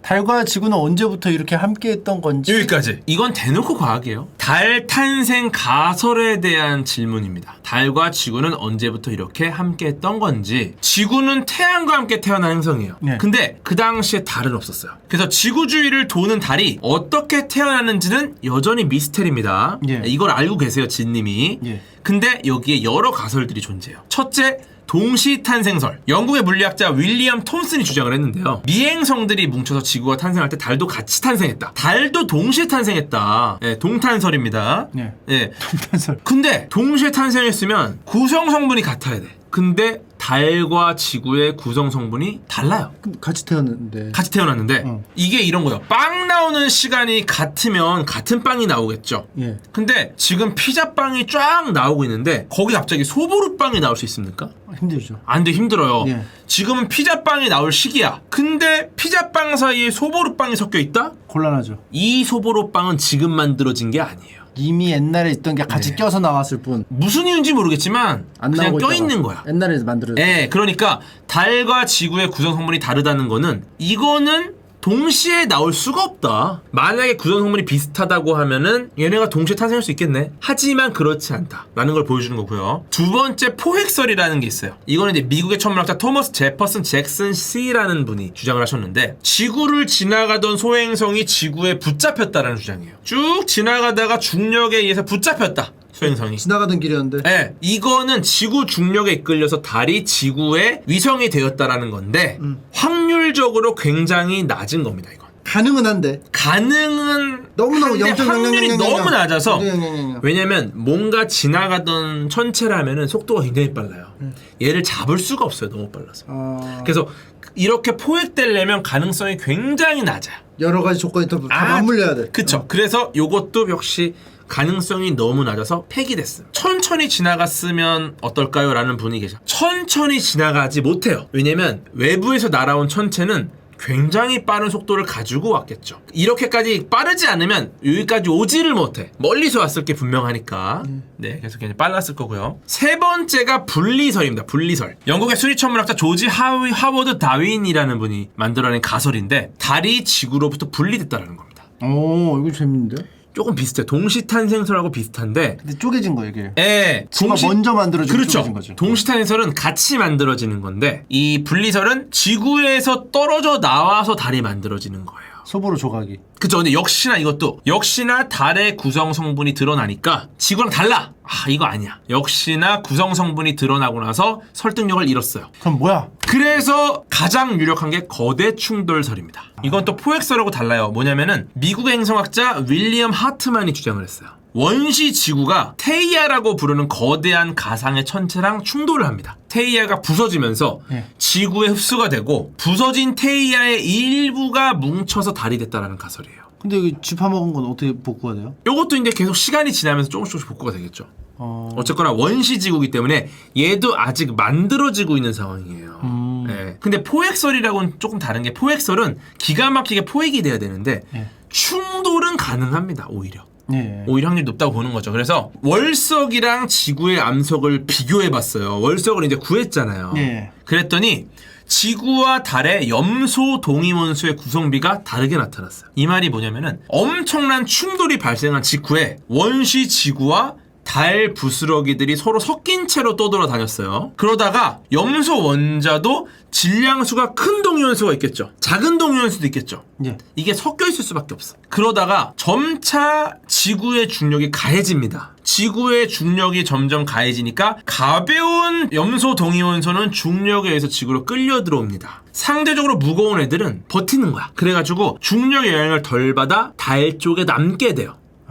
네, 일단 남아있는 거야. 분리가 되는 게. 네네네. 그러다 보니까 그 결과 부스러기들이 뭉쳐서 달의 모습을 갖출 때쯤에는 달에는 무거운 염소동위원소가 대부분을 차지하고 지구에 남아있는 애들은 가벼운 염소동위원소들이 남는다. 그래서 성분이 다르다. 네, 이 구성 성분이 차이가 있는데 그 미세한 차이가 지금의 시나리오랑 맞아떨어진다는 거죠. 페이야. 네. 그러면 지금 4가지 가설이 나왔어요. 이 4가지 가설 중에 과연 BTS의 지는 어떤 가설을 지지하는지를 볼게요. 한번 보죠. 그렇죠. 보시면은 첫 번째 줄에서 달이 생성됐을 때 가능했을 4가지 가설을 전달합니다. 그쵸? 그 다음에 존재로도 빛나는 너라는 표현을 해요. 여기서의 빛은 광원이 내는 빛이 아니라 반사광을 의미합니다. 결국은 태양빛을 반사한다는 겁니다. 달이. 일단은 존재로도 빛나는 너, 과연 이게 달을 의미하는가? 왜냐면 태양계에 스스로 빛나는 건 태양밖에 없어요. 그 외의 대부분의 모든 것들은 반사광입니다. 그럼 존재로도 빛나는 너가 태양일 수도 있는데 지금 달과 지구를 이야기하고 이어져 나오는 거예요. 이 말은 뭐냐? 삼각관계 아니야? 아니에요. 3의 인물? 이건 태양이 아니라 태양빛을 반사시는 반사광을 나타내는 게 저 빛나는 이고 그 다음에 이 너가 달이냐 지구냐는 지금 여기서는 알 수 없어요. 이걸 알아보려면은 그 다음 줄을 알아야 돼요. 너는 나의 지구, 내게 난 just a moon, 네 마음을 밝혀주는 너의 작은 별. 대놓고 이야기하죠. 너는 나의 지구. 이 말은 뭐냐? 존재로도 빛나는 너라고 했죠. 너는 뭐죠? 너는 지구요. 나의 지구요. 예, 지금 이제 다시 확실히 알았어요. 나는 달이야. 나는 달이에요. 너는 지구고. 그쵸? 너는 지구. 그래서 이 말은 뭐냐? 존재로도 빛나는 너는 지구입니다. 그 다음에 그 곁을 지키는 나는 달이에요. 지구에 호민형이 있으니까. 그 다음에 내 마음을 밝혀주는 너의 작은 별이 나옵니다. 그러면 너의 작은 별은 뭐죠? 나죠. 달. 나죠. 달이죠. just a moon. 그럼 여기서 별이라는 표현이 맞을까? 달은 별일까? 별 아니에요. 별이 아니에요. 빛나야 돼, 스스로. 그쵸? 보통 스스로 빛을 내면 별, 스타라고 합니다. 그렇지 않으면 행성, 플래닛이라고 하는데 별이라는 건 순 우리말입니다. 그래서 항성, 스타만을 별이라고 제안해버리면 문제가 생겨요. 유성 보통 뭐라 부르죠 우리가? 별똥별이라고. 별똥별. 그쵸? 네. 유성 별입니까? 스스로 빛납니까? 스스로 빛나지 않아요. 않아요. 하지만 우리가 별이라고 불러요. 별똥별. 그 다음에 해성은 살별이라고 부릅니다. 우리 유나님 노래에도 살별이라는 노래가 하나 있어요. 곡이. 그게 해성의 순 우리말이거든요. 네, 그래서 해성도 별이 아니나 살별이라고 표현해요. 그쵸? 그 다음에 금성 같은 경우도 샛별이라고 표현해요. 금성도 별이 아니에요. 행성이에요.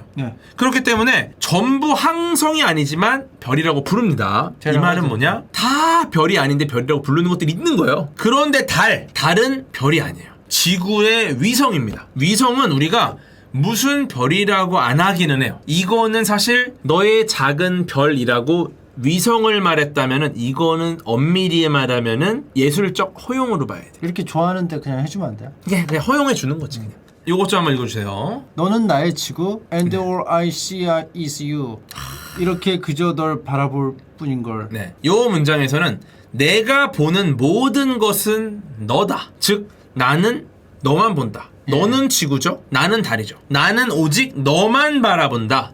바로 동주기자전을 의미합니다. 난 너만 바라봐. 넌 네. 행복해지고. 지금 보시면은 난 너만 바라봐. 우리는 달의 앞면밖에 보지 못해요. 계속 봐. 달 역시 지구를 향해서 한쪽 면만 보여줍니다.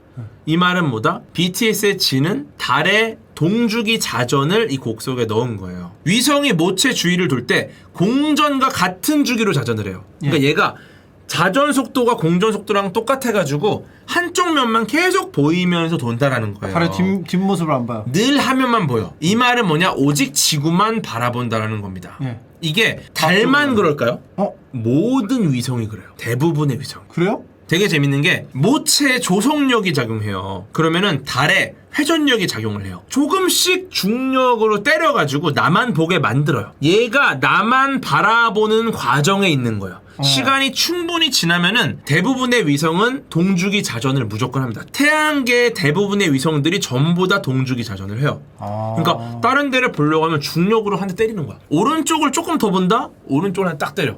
왼쪽을 본다? 왼쪽을 딱 때려. 뭘로 때리냐? 중력으로. 조성력으로 계속 때리니까 결국은 나만 바라보게 돼요. 네, 이게 동주기 자전입니다. 무섭다. 그렇죠. 이것도 한번 읽어주세요. 모두들 내가 아름답다 하지만 내 바다는 온통 까만 걸. 꽃들이 피고 하늘이 새파란 별. 정말 아름다운 건 너야. 좋습니다. 여기서 핵심이 되는 문장은 내 바다는 온통 까만 걸. 실제 달의 바다는 없습니다. 검게 보이는 평원지대를 이르는 용어로 바다라고 부르는 지역들이 있어요.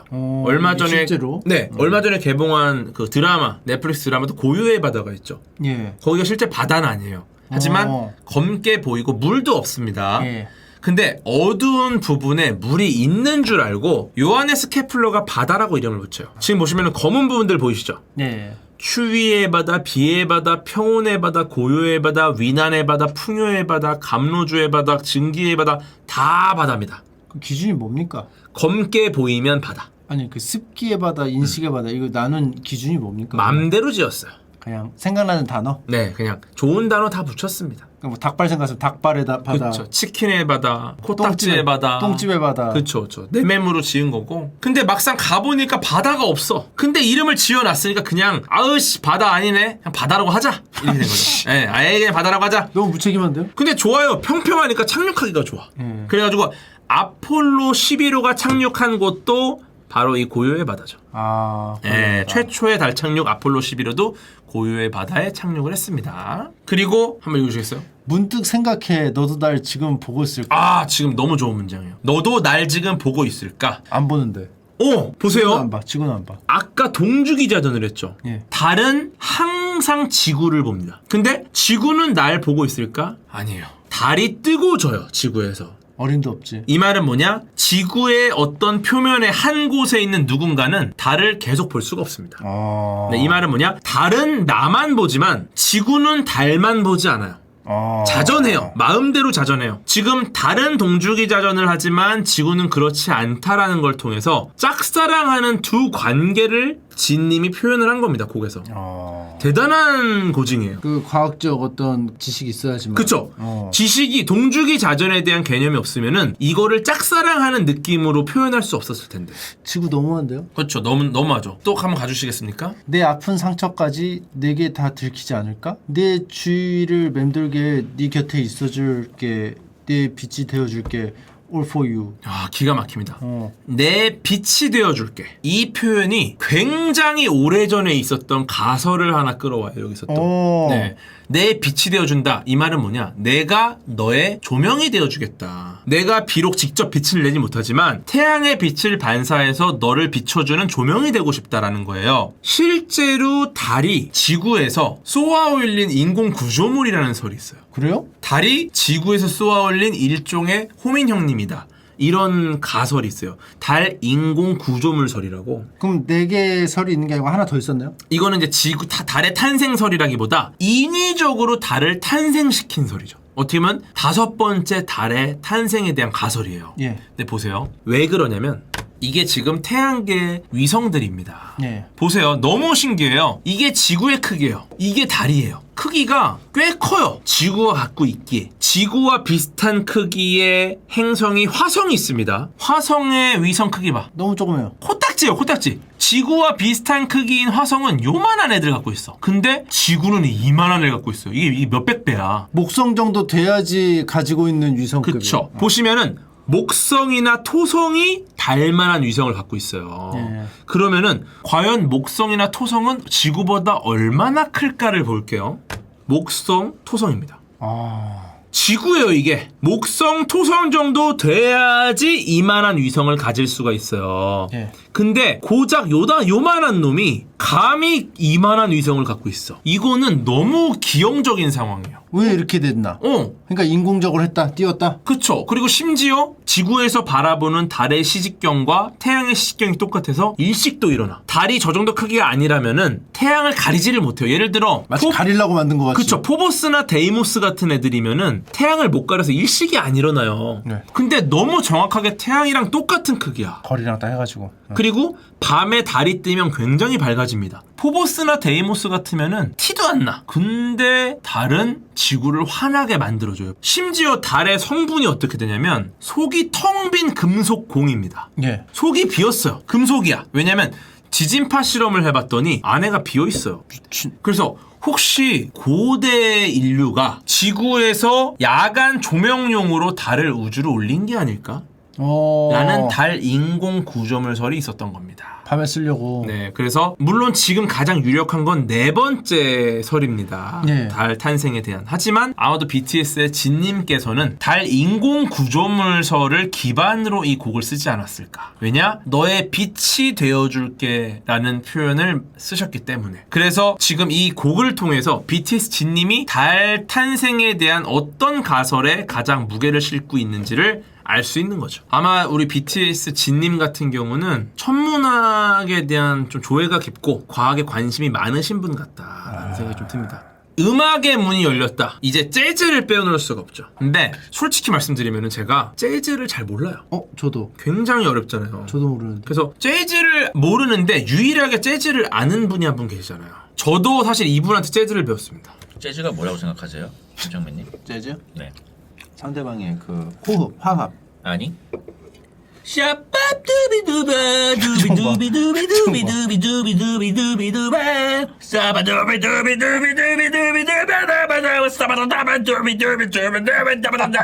이거야? 이게 재즈죠. 오늘 요거를 분석합니다. 일단은 제일 먼저 이걸 보고 들었던 생각이 이걸 왜 했을까? 최근에 뭐 재밌게 본 영상이 떠올라서 그런 게 아닐까요? 과연 그렇게 단순한 의미로 쌍천만 영화를 만들어낸 원작자 크리에이터인 예술가인 호민영님이 겨우 그 정도 이유로 했을까? 호민영님은 그런 분이 아닙니다. 일단 호민영님이 이걸 왜 했는가를 알기 위해서 재즈를 먼저 분석을 해야 돼요. 사실은 지금까지는 재즈를 어떻게 해야 될지 대부분 모르세요. 예. 그리고 그냥 호민영님이 할 때까지 기다릴 수밖에 없어 우리는. 근데 오늘 이 시점 이후로 우리는 호민형님의 재즈를 우리도 할 수 있게 돼요. 요것만 배우면. 요거만 배우면. 와, 제가 요거를 재즈 모르신다고 하셨는데. 저 몰랐죠. 이것만 하면. 네, 근데 제가 저는 이거를 만들기 위해서 예. 계속 불렀겠네. 이 영상을 셀 수 없이 들었어요. 100번 들었다. 100번. 느리게 듣기도 하고. 그래서 오늘 제가 정리를 해드릴게요. 예. 일단 요게 있죠. 특정 근거를 기준으로 먼저 구분을 해야 됩니다. 이걸. 이게 지금 굉장히 단순해 보이지만 예. 단순하지 않아요. 조금씩 변화가 있어요. 그쵸? 제일 많이 보이는 게 뭐가 있죠? 뚜비. 두비가 있죠. 뚜비가 엄청 많아요. 저는 여기서 이 두비를 기준으로 분석을 해야 돼요. 두비라는 게 일종의 보통 상태다. 그러면 두비가 아닌 것들을 다른 형태로 분석을 할 수 있겠죠. 그래서 제가 어떤 기준을 세웠냐면 몇 가지 기준을 세웠습니다. 일단 샵, 샤, 싸 이런 S로 시작하는 것들. 얘네들은 시작을 가리키는 단어입니다. 주로 시작. 약간 일종의 우리가 그 과거에 전시에 예. 연합군이나 혹은 뭐 소비에트 연방의 암호를 해석하듯이 저는 지금 이 문장을 이 재즈를 분석을 한 거예요. 기본적으로 샵, 샤, 싸는 시작을 의미하는 단어입니다. 그 다음에 뚜비가 아니라 바가 있어요. 바. 뚜비가 아니라 뚜바. 뚜바. 바는 종결형 어미예요. 예. 물론 예외는 있어요. 기본적으로 바는 바이바이 종결형 어미이나 예. 실제로는 아닌 경우도 있기는 하다. 네, 그래서 일단 요걸 기준으로. 그 다음에 두비, 뚜비. 이거는 한 글자입니다. 두비뚜비는 한 글자. 제일 많이 나오니까. 두비뚜비. 네, 그지만 그 외에는 각각 한 글자로 분석을 하는 거죠. 아. 네. 보기 편하게 정렬을 다시 해볼게요. 보이시죠? 어느 정도 느낌이. 뚜비두바. 샵밥 뚜비두바 뚜비두비두비두비두비두비두비두바. 샤바두비부터는 중저음 구간이거든요. 샤바두비로 들어갈 때는 무조건 낮춰져야 돼요. 샤바두비두비두비두비두바다바다바 싸바다바빠 두비두비두비두바다바다바 이렇게 가는 거야. 아시겠죠? 지금 저는 어떻게 보이냐면 뚜가 90도로 누르면 바가 되거든요. 뚜랑 뜨랑 계속 막 뜨가 이렇게 뚜가 됐다가 막 계속 얘가 막 이렇게 기가지고 지금 얘가 헷갈리죠? 좀 글자들이 지금 계속 이러고 있는 걸 보여 저는. 근데 지금 이거를 따라하는 것보다 중요한 게 있어요. 도대체 왜 이런 식으로 만들었을까? 그래서 요거를 한 번 더 틀면 이제 보여요. 종결형 어미와 시작하는 단어를 이용해서 지금 구간을 나눠놨어요. 네. 네. 한 번 더 구분을 하면 어떻게 되냐면 이렇게 돼요.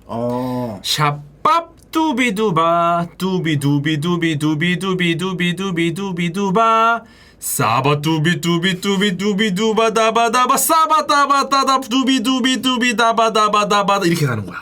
아시겠죠? 이게 저도 이게 아무나 하는 게 아니야. 아무나 하는 게 아니야 이거. 근데 여러분도 지금 댁에서 한번 해보세요. 왜냐면은 제가 이거를 쓴 이유가 예. 여러분도 할 수 있다라는 걸 보여드리는 거예요. 예. 근데 중요한 거는 여기서 저는 드디어 보입니다. 뭐가 보인다? 보이세요? 저 전혀 안 보이는데요? 저는 여기서 이제 보여요. 보세요. 샵밥 2 네. 뚜비두바 3 3. 그 다음에 아래쪽은 11 네. 그 다음에 사바두비 13 중저음 구간 사바다다바두비두비두비다 17 지금 소수입니다. 2, 3, 5, 7, 11, 13, 17, 19 소수의 패턴으로 지금 이걸 부르신 거예요. 그래서 안정감이 있었던 거예요? 이게 안정감을 준다기보다 패턴이 보이는 거죠. 근데 이 패턴 자체가 안정적일 수도 있죠. 근데 지금 여기 보시면은 5와 7이 빠져 있어요. 2, 3, 5, 7 빠지고 11, 13, 17이에요. 그쵸? 이거를 왜 이게 빠졌을까? 5와 7은 왜 빠졌을까? 이거는 뒤에서 다시 하기로 합니다. 이 이야기는. 일단 지금 이 패턴을 볼게요. 음악은 수학입니다. 네. 요 길로 넘어가 볼게요. 음악은 수학인데 외계인 왜 나와요? 네. 곰팽이랑. 왼쪽도 외계인, 오른쪽도 외계인입니다. 곰팽이가요? 네, 왼쪽은 곰팡이, 이끼, 오른쪽은 외계인이죠. 만약에 이 우주에 우리밖에 없지 않다면 우리는 이 외계인을 외계 생명체와 외계 지성체로 구분합니다. 둘 중에 어떤 것이 외계 생명체입니까? 생명체 지성체. 그쵸? 왼쪽이 누가 봐도 생명체 느낌이죠. 예. 오른쪽은 뭐 지성이 있는 것 같아요. 그죠, 지성이 있는 뭔가 것처럼 그냥 보이죠. 괜히 뭔가 느낌이. 인간형 느낌이 나니까. 예, 그러면은 이걸 나누는 기준이 있어요. 생명체는 정말 살아 있으면 되고요. 예. 생명이면 돼. 지성체는 지성체 조건이 있습니다. 그게 바로 통신이 가능해야 돼요. 그러면은 침착맨님도 우리도 결국 지구에 사는 외계인이거든요. 침착맨님은 외계 생명체입니까? 외계 지성체입니까? 여기 지성체. 지성체세요? 예. 확실합니까? 예. 통신하잖아요. 통신. 천재 수학자 이야기를 다룬 영화 뷰티풀 마인드라는 게 있어요. 예. 과학자들이 생각하는 외계 지성체와 외계 생명체를 구분하는 기준이 바로 수학을 잘 하느냐예요. 저 생명체. 갑자기 꽤 많은 분들이 생명체로 생명체로 전환. 왜냐면은 아까 말씀드린 것처럼 우주에서 외계 지성체로 분류가 되려면 통신이 가능해야 돼요. 근데 통신을 할 때 어떤 언어를 쓸까요? 숫자를 쓰나요? 수학을 써요. 과학자들이 생각하는 우주의 공용어는 수학입니다. 즉 외계와 소통할 때는 우리가 단어를 쓰는 게 아니라 어떠한 특정한 패턴을 통해 소통할 수밖에 없고 그 패턴은 수학이다. 조금 더 자세히 들어가면 소스와 같은 패턴을 통해서 통신한다고 보는 거죠. 이 말은 뭐냐면은 아마도 재즈, 호민 형님의 재즈 안에 있는 패턴은 수학이었습니다. 그리고 재즈를 통해 호민 형님께서는 외계 생명체 탐사에 대한 언급을 하시려고 한 게 아닐까. 과거에는 이 외계 생명체 탐사 세티 프로젝트가 정부 단위에서 진행이 됐었어요. 근데 지금은 개인적으로 개인들이 외계와 송신하고 수신을 하는 걸로 되어 있습니다. 호민 형님은 지금도 외계로 재즈를 통해 신호를 보내고 있을지도 모른다. 그럼 다시 돌아와 볼게요. 근데 분명히 소스로 외계로 신호를 보내던 호민 형님은 왜 5와 7을 뺐을까? 조은민 작가님의 재즈가 뭐라고 생각하시죠? 아 글쎄요. 제 생각엔 말이죠. 샤빠두비두바 두비두바두바 샤비두비두바 두비두바 샤바두비두바두비두바두비두비두비두비두비두비 샤바다바다바다 샤바다바디바. 잘 보세요. 패턴이 바뀌었어요. 어? 샤밥 뚜비두바 뚜비두바다바 샤비행라 뚜비두바 뚜비두바 행라도 샤비행라. 그 다음에 바로 중점 구간으로 넘어갑니다. 예. 지금 예. 두 번째 재즈에서는 2, 3, 5, 7 하고 11이 빠지고 13으로 넘어갑니다. 그쵸? 이 말은 뭐다? 지 맘대로다. 아니 샤가 들어갈 때가 아닌데 지금 들어갔어요. 예. 예, 이상한 행동을 보이는 거고 뭔가 지금 바뀌었어요. 패턴이 바뀌었다. 왜 바뀌었을까요? 그냥 질려서? 패턴이 바뀌고 패턴이 존재하고 결국 이 패턴이 인위적이라는 거를 외부로 계속 알리고 계신다라는 거죠. 우리는 이 인위적이라는 신호를 어떻게 알아내냐면은 예. 어떤 패턴을 통해 알아내요. 근데 패턴만으로도 확신이 없으셨던 호민 형님은 이 패턴을 한번 바꿉니다. 그래서 확실하게 통신을 받을 수 있는 외계 지적 생명체가 이 패턴은 변화하는 패턴이다. 아주 인위적인 패턴이다라는 거를 확실하게 전달했다라는 거죠. 그럼 호민이 형 간첩이에요? 알 수 없죠. 근데 중요한 건 제가 여기서 어떤 결론을 내드릴 수는 없어요. 하지만 중요한 건 뭐냐? 호민 형님은 어떤 특정한 패턴을 계속해서 입으로 내고 계세요. 간첩이네. 그리고 특정한 패턴이 자연적이지 않아요. 계속 바뀌어. 계속 뭔가 어디다가 신호를 보내고 네. 있어. 계속. 제가 어떤 결론을 내드리지 않습니다. 무섭네. 네, 중요한 건 자연적이지 않은 계속 바뀌는 어떠한 패턴을 지속해서 입으로 계속 내고 계시고 있다. 심지어 그것을 방송이라는 플랫폼을 통해서 굉장히 다양한 곳으로 퍼뜨리고 있다. 무시무시하지 않습니까? 진짜 무시무시하네요. 진짜 무서운 사람이었네. 영국의 수학자 제임스 조지프 실베스터가 이런 말을 합니다. 수학과 음악은 둘 다 자연계의 아름다움을 찾는 과정이라는 점에서 공통점을 갖는다. 결국 둘 다 인류에게 새로운 아름다움을 전하는 일이다. 제가 알고 있는 그 실베스터 아니죠? 네, 그 실베스타는 스텔론이고요. 어쨌거나 수학과 음악은 둘 다 공통점이 있고요. 결국 둘 다 인류에게 새로운 아름다움을 전하는 일이며 심지어 호민 형님은 인류를 넘어 머나먼 곳까지 매번 새로운 패턴의 아름다움을 전하고 계시는 위대한 세티 프로젝트의 일원이다. 이렇게 볼 수 있죠. 무섭다. 네. 이제 앞으로 재즈하면 입 막아야겠네요. 재즈 할 때 자꾸 신호 모스보 보내잖아요. 네, 이거 약간 그 제밍을 해야 돼요. 금속 과자 봉지를 씌운다던가 머리에다가. 없어요. 씌우면 되게 귀여우실 것 같아서. 씌우면 금속 과자 봉지를 하면 지금 마지막 장인 줄 아셨죠? 네. 또 있어요. 다음 주에 누리호 발사 있어요. 네. 그래갖고 지금 누리호 티셔츠도 입고 있는 건데 이거 다음 주에 이거 요 입고서 진짜 이것저것 활동들을 제가 하려고 하거든요. 근데 아마 우리 한국인 누리호 하는 분들도 거라. 누리호에 관심이 있으실 거다. 라고 보는 거죠. 그래서 누리호에 대한 기대 이야기, 누리호 2차 발사 전에 우리가 알아야 할 이야기를 제가 압축해서 좀 정리를 드리려고 합니다.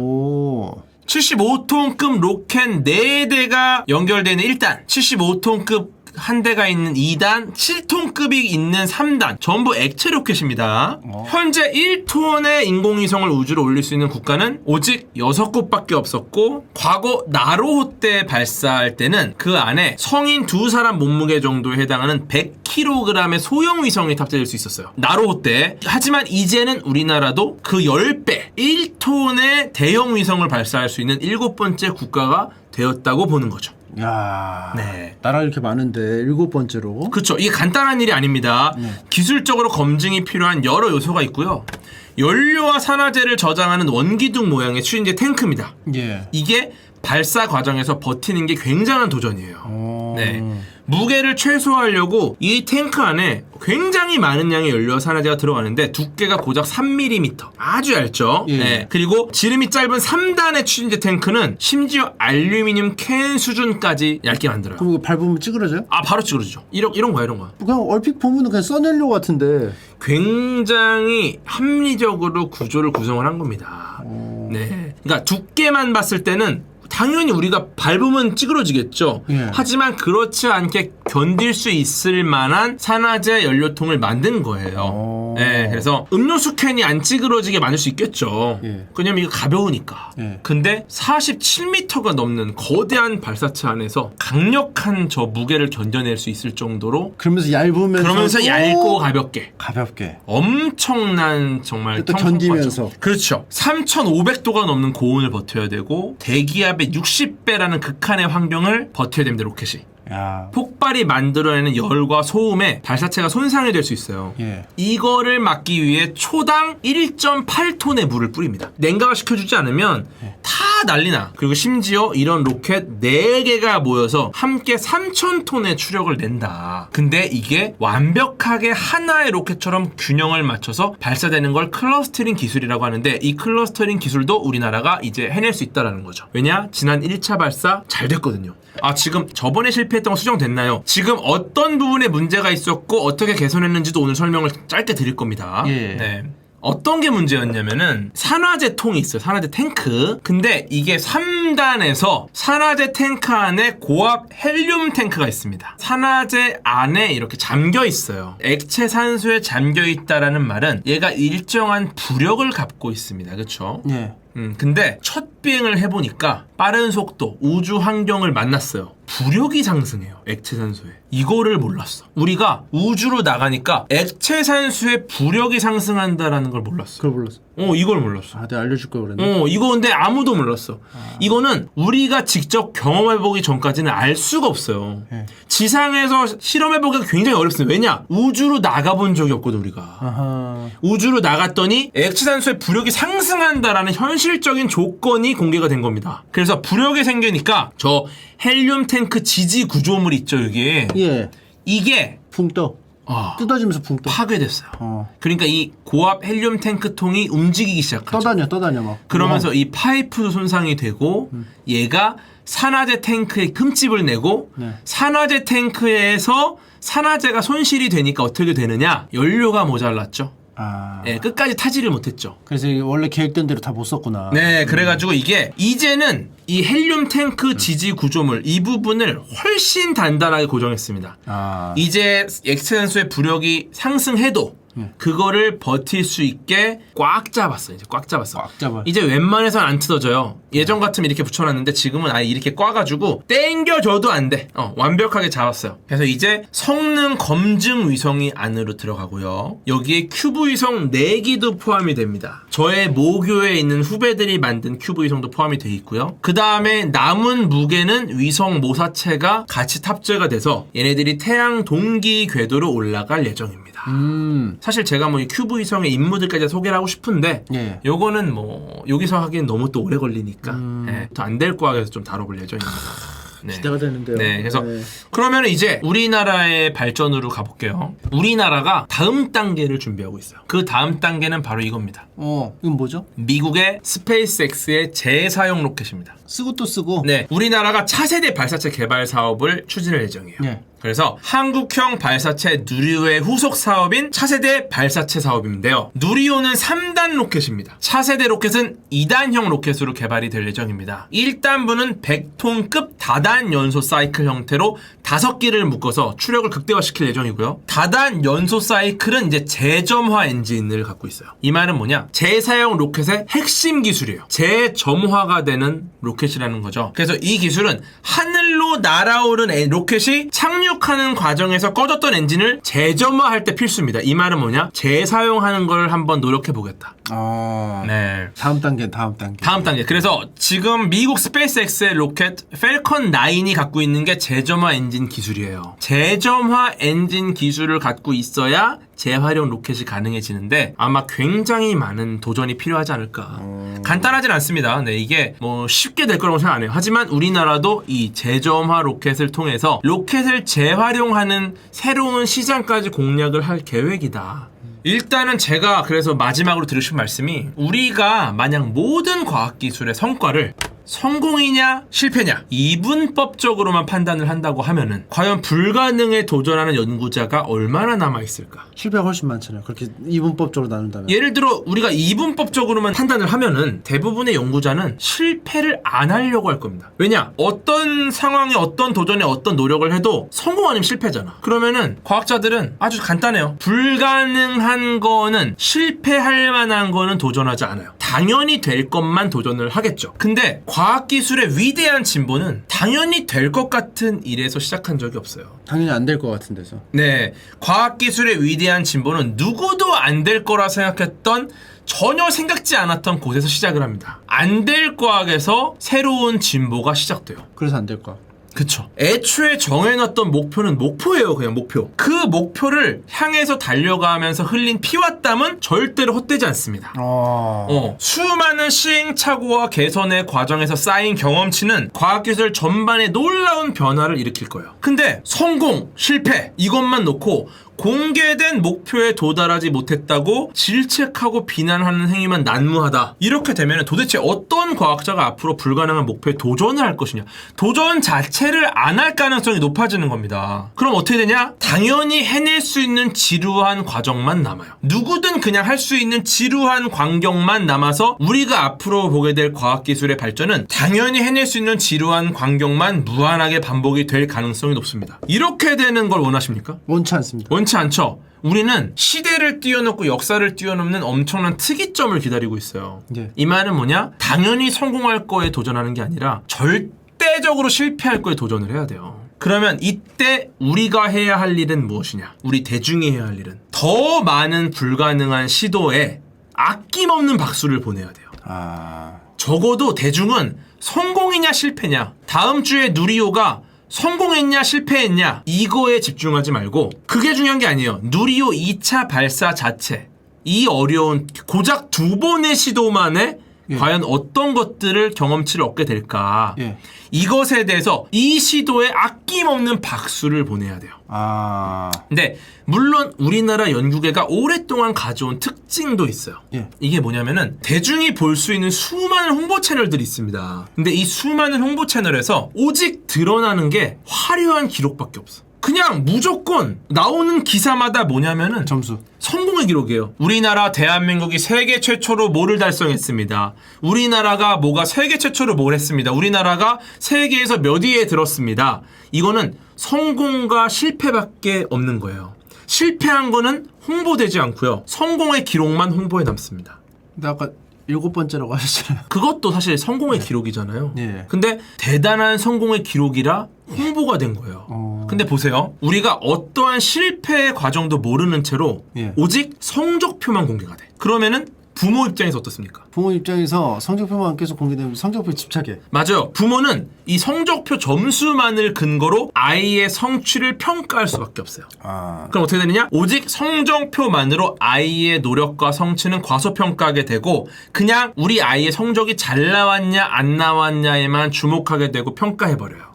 내용은 보지 않고. 그쵸. 왜냐? 세상의 모든 홍보수단과 언론이 과학자들의 성과를 성적표로만 공개하거든요.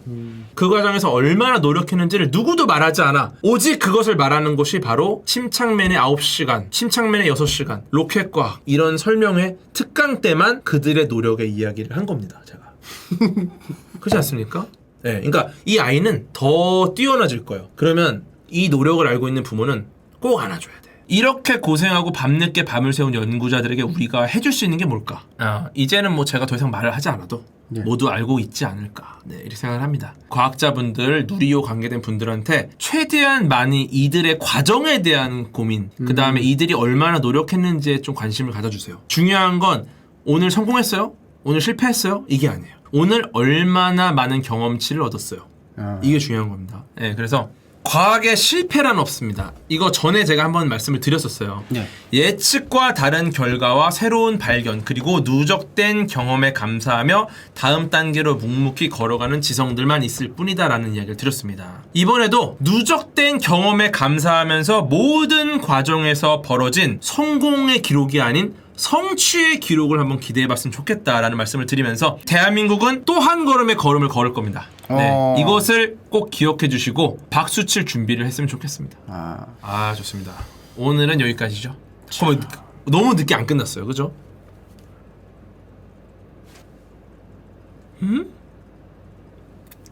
어? 일찍 시작했으니까. 어쨌든 알겠습니다. 오늘 늦게까지 고생 많으셨고 오늘도 역시 재밌는 시간이었습니다. 즐거웠습니다. 네. 네. 계속 지금 뭐 음스는 계속 모으고 있고요. 네, 그리고 지금 음스 중에서도 설명회로 가야 되는 음스들도 꽤 있어요. 네, 그러다 보니까 아예 특집으로. 네, 특집으로 벌써 남양 특집에 대한 것도 기대 정말 많이 해주시고 계시고 네. 기대되네요. 즐거운 시간이요. 다음엔 정말 더 재밌는 주제로 또 찾아오겠습니다. 기대가 됩니다.